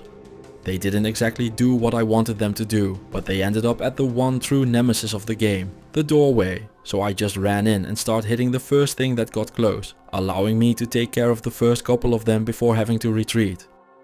With their numbers diminished, I figured I would be able to just run in and tank my way through. Don't ask. I don't know why I figured my no vitality bard could go and tank a room full of monsters either. It ended up with me running out of patience and just barging in trying to slay another acid beast but not making it, meaning we have to do all of this again. Third time I actually thought about what I was doing, so while it looks like I'm just rushing in again, I do have a plan this time around. Boss monsters in Diablo work by being on so-called leashes, meaning that if you have a unique monster, his minions are leashed to him. It works the exact same way as when you're walking a dog or a cat. Just like with dogs or cats, when you let them off the leash, they will get away from you as fast as possible to cause trouble where you can't see it. That, however, is exactly what I want the acid beasts to do. So after defeating Deathspit, the leashes break and the acid beasts finally stop being a cluster of fuck and start darting around everywhere, allowing me to pick them off one at a time. Having cleared the entire level, there is still one thing left to do, to find the book that opens up the Chamber of Bone quest. I hate this quest. Every single time it takes me until eternity opens to find the book. I don't know if it's the color scheme, my monitor, or I'm just getting old and blind. But every single time I spent a half hour looking for this stupid book. I walked past it a few times without noticing, then upped the brightness and did it again. Lowering the brightness didn't make a difference either. For some reason, this thing just doesn't register for me. It's happened every single playthrough. But after 30 minutes of painstakingly scrolling my cursor past every single pixel in the level, I finally spot the book, read it, and finally get to move on to the Chamber of Bone. To start off the quest, I decided to try out some different weapon setups to see which one's working best. I thought I called 30 minutes no rush to give me some time to try stuff out, but apparently I didn't, cause the monsters just start attacking me. It's all very rude of them. The rest of the quest is dealing with movie-like bad guys that attack you one by one instead of just doing the smart thing and attacking you all at the same time or waiting for you to come in. After clearing out everything and everyone, you get to a book filled with arcane knowledge, and once you gain that, the Chamber of Bone quest is completed. We aren't done with the room yet though. There are levers that open more of the area with tons of hidden treasures in them. From one of them, the most important find of the run drops, a book of stone curse. I don't have the required 51 energy for this yet, I'm still off by almost half to be exact. But this book will teach me the Stone Curse spell, which turns enemies into stone for you, so you can just attack them while they can't fight back. It also stops them from running away. We will need to invest into magic to get it, but since it's one of the best spells in the game for a melee fighter, we'll get right on that. As an example, this is exactly what this spell prevents monsters from doing. The spells are just coming in hot now. A Book of Mana Shield drops on level 7, granting me permanent access to the best defensive spell in the game. We are now just some points into magic away from having the best spells in the game available to us at all times, so things are looking good on that front. Speaking about looking, we are on the lookout for an optic amulet, which is not suspiciously at all, right there in that wide open area that is looking very innocent. Surely nothing can go wrong if I go and grab that. Oh no, who could have ever seen that coming? Once we head towards the amulet, there are unseen ones ready to pounce. Not a problem though, thanks to our friend the door. Having retrieved the amulet, we check off yet another quest, getting us to 9 quests completed. On level 8 I get reminded very thoroughly that I don't have the magic for Stone Curse yet. I'm going to be so happy when I can just put these buffoons in their place to defeat them without running with the devils like I'm some poorly hidden Van Halen reference or something. Next up is the Tsar the Mad quest. He is the living embodiment of an introvert, even going so far as to give you a book just to go away and leave him alone. Now normally I can vibe with that for sure. However, I can just grab the book on his shelf as well. He gets pretty angry when you steal his stuff, as he should, but that is none of my concern cause I have a sword. And upon his death, we get to check off another quest. The rest of level 8 is just me getting my 10,000 daily steps by taking my goat for a walk through the cathedral. I did find a weird shrine along the way. This ups the maximum damage of my weapons by 1, making it double as good for a bard. I wish this effect had stayed in later games. I love this effect so much. But the genre just devolved into infinite late game grinding, and these would be the easiest route to infinite damage anyone has ever seen as things are these days. Level 9 starts out with us just coming across the fungal tome, and when you bring it to Adria, she tells you it is a big black mushroom that she needs. A big part of working your way down to Diablo's den of evil is by strategically using the arena you're given. So what you shouldn't do is what I'm doing here, where I'm using the mighty doorpost to make it so enemies can only reach me one at a time. Which is all fine and splendid except for the part where they can just walk around and smack me around. It's solved easily enough though, because monsters aren't faster than you are, so you can just walk away to another door. To make sure we don't forget that we still are looking to improve our magic stat, the Toad Demons drop a second book of Stone Curse. Level 10 is where our casual no vitality run starts running into serious trouble. If we make even a single mistake, it's certain death. Trying to hold them back at the door fails when I run out of potions, and when you're losing you should make random plays to see if you can get lucky. So I decided to use a scroll of phasing to roll the dice and hope it could get me out of trouble, and thanks to a perfect stroke of luck I was able to make my escape. Back in town, I put the book next to the rest of my can't read collection before talking to Adria, who is happy with the fungal tome and now wants me to pick up a demon brain for Pepin the healer. The brain always drops from the first enemy you kill, so back on level 10 I fix the mess I created and pick up a demon brain as our reward. After bringing it to Pepin, he seems happy with it and gives you an elixir to bring to Adria. Upon giving it to her, she tells you to keep it. It gives you a bunch of stats when you drink it, 3 of each to be exact. However, no quest rewards this run, so one quick reload later I just tossed it on the ground.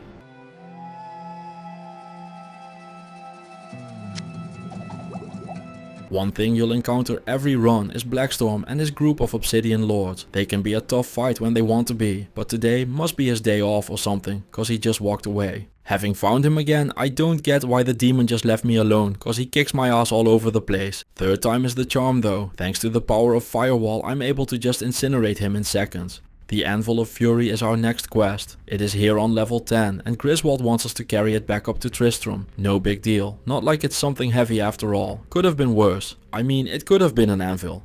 As our reward, we get Griswold's Edge, a fantastic weapon that goes straight back to the man himself so he can continue edging with it.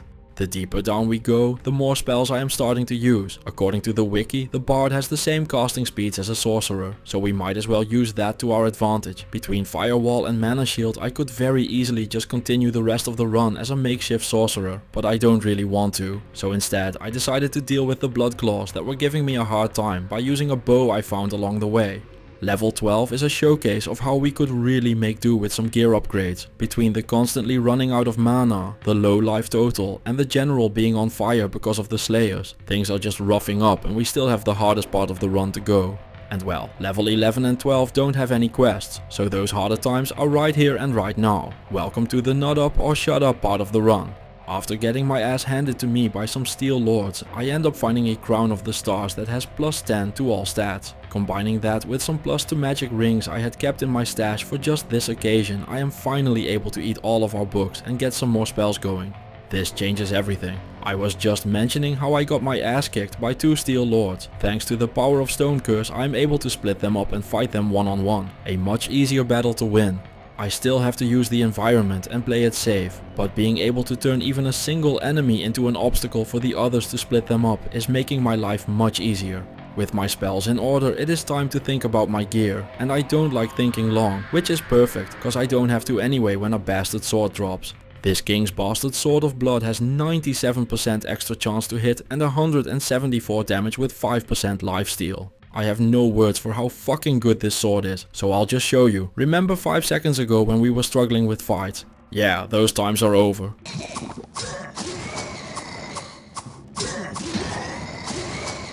That isn't to say that the rest of the run is free just yet. We've gotta wait a minute before we get that powerful. No worries though, it's not far away. Level 13 is the home of the Warlord of Blood. And he isn't just home 1 week of the month. He's always there thanks to the whole spawning in all the quests for content. So we will have to take care of him. Last video I fought him with the Sorcerer and it turned into one of the hardest fights that I've ever done in this game thanks to the Warlord's resistances. This time I'm not using any of the elements that just tickle him. Instead I turn him into stone and beat him to death without even so much as a sliver of a fight. The racks give us the final piece of our puzzle in the form of a full plate mail. No matter what, why or how you do, you always want to end up wearing one of these because of the high armor class. This one turns out to have 19 strength on it. Remember that, it will be relevant later on. And just like last time we did an item upgrade, here is a demonstration of how tanky we have become.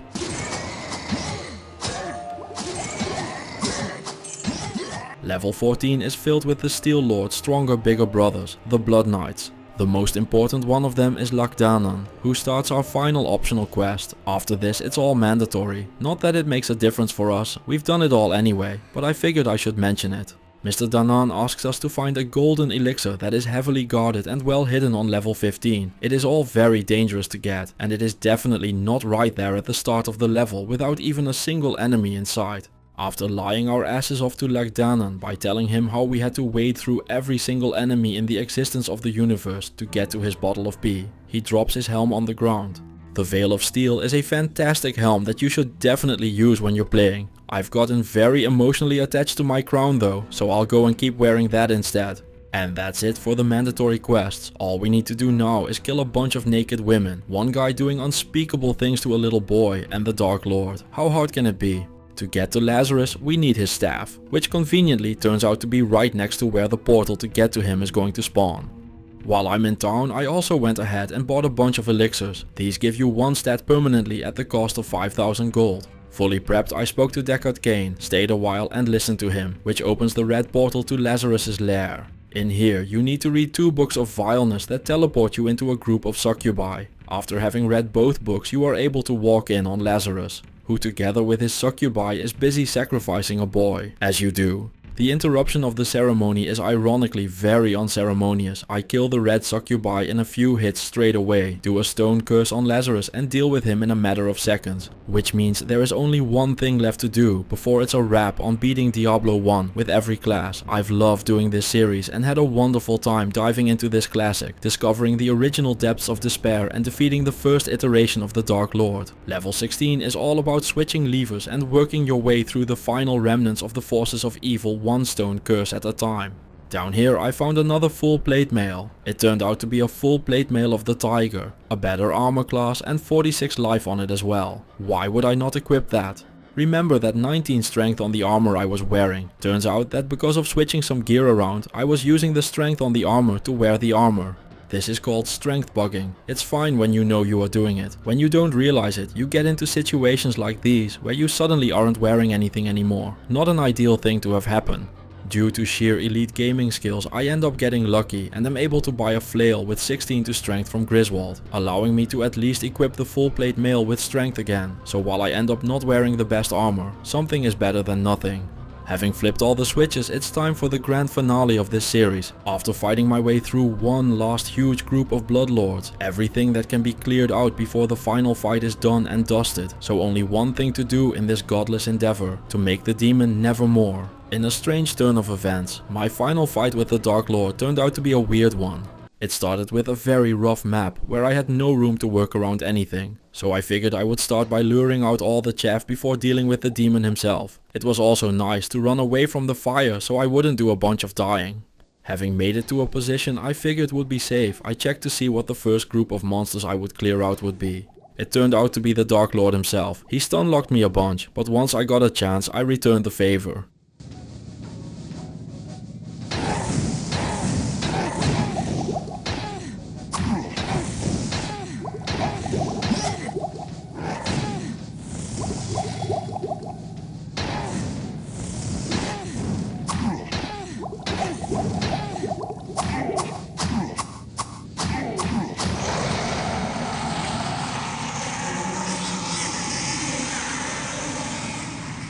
And there we have it, all classes, even the secret ones I unlocked with DevilutionX completed. I hope everyone had as great of a time with it as I had. Thank you all for watching, and I will see you all in the next video.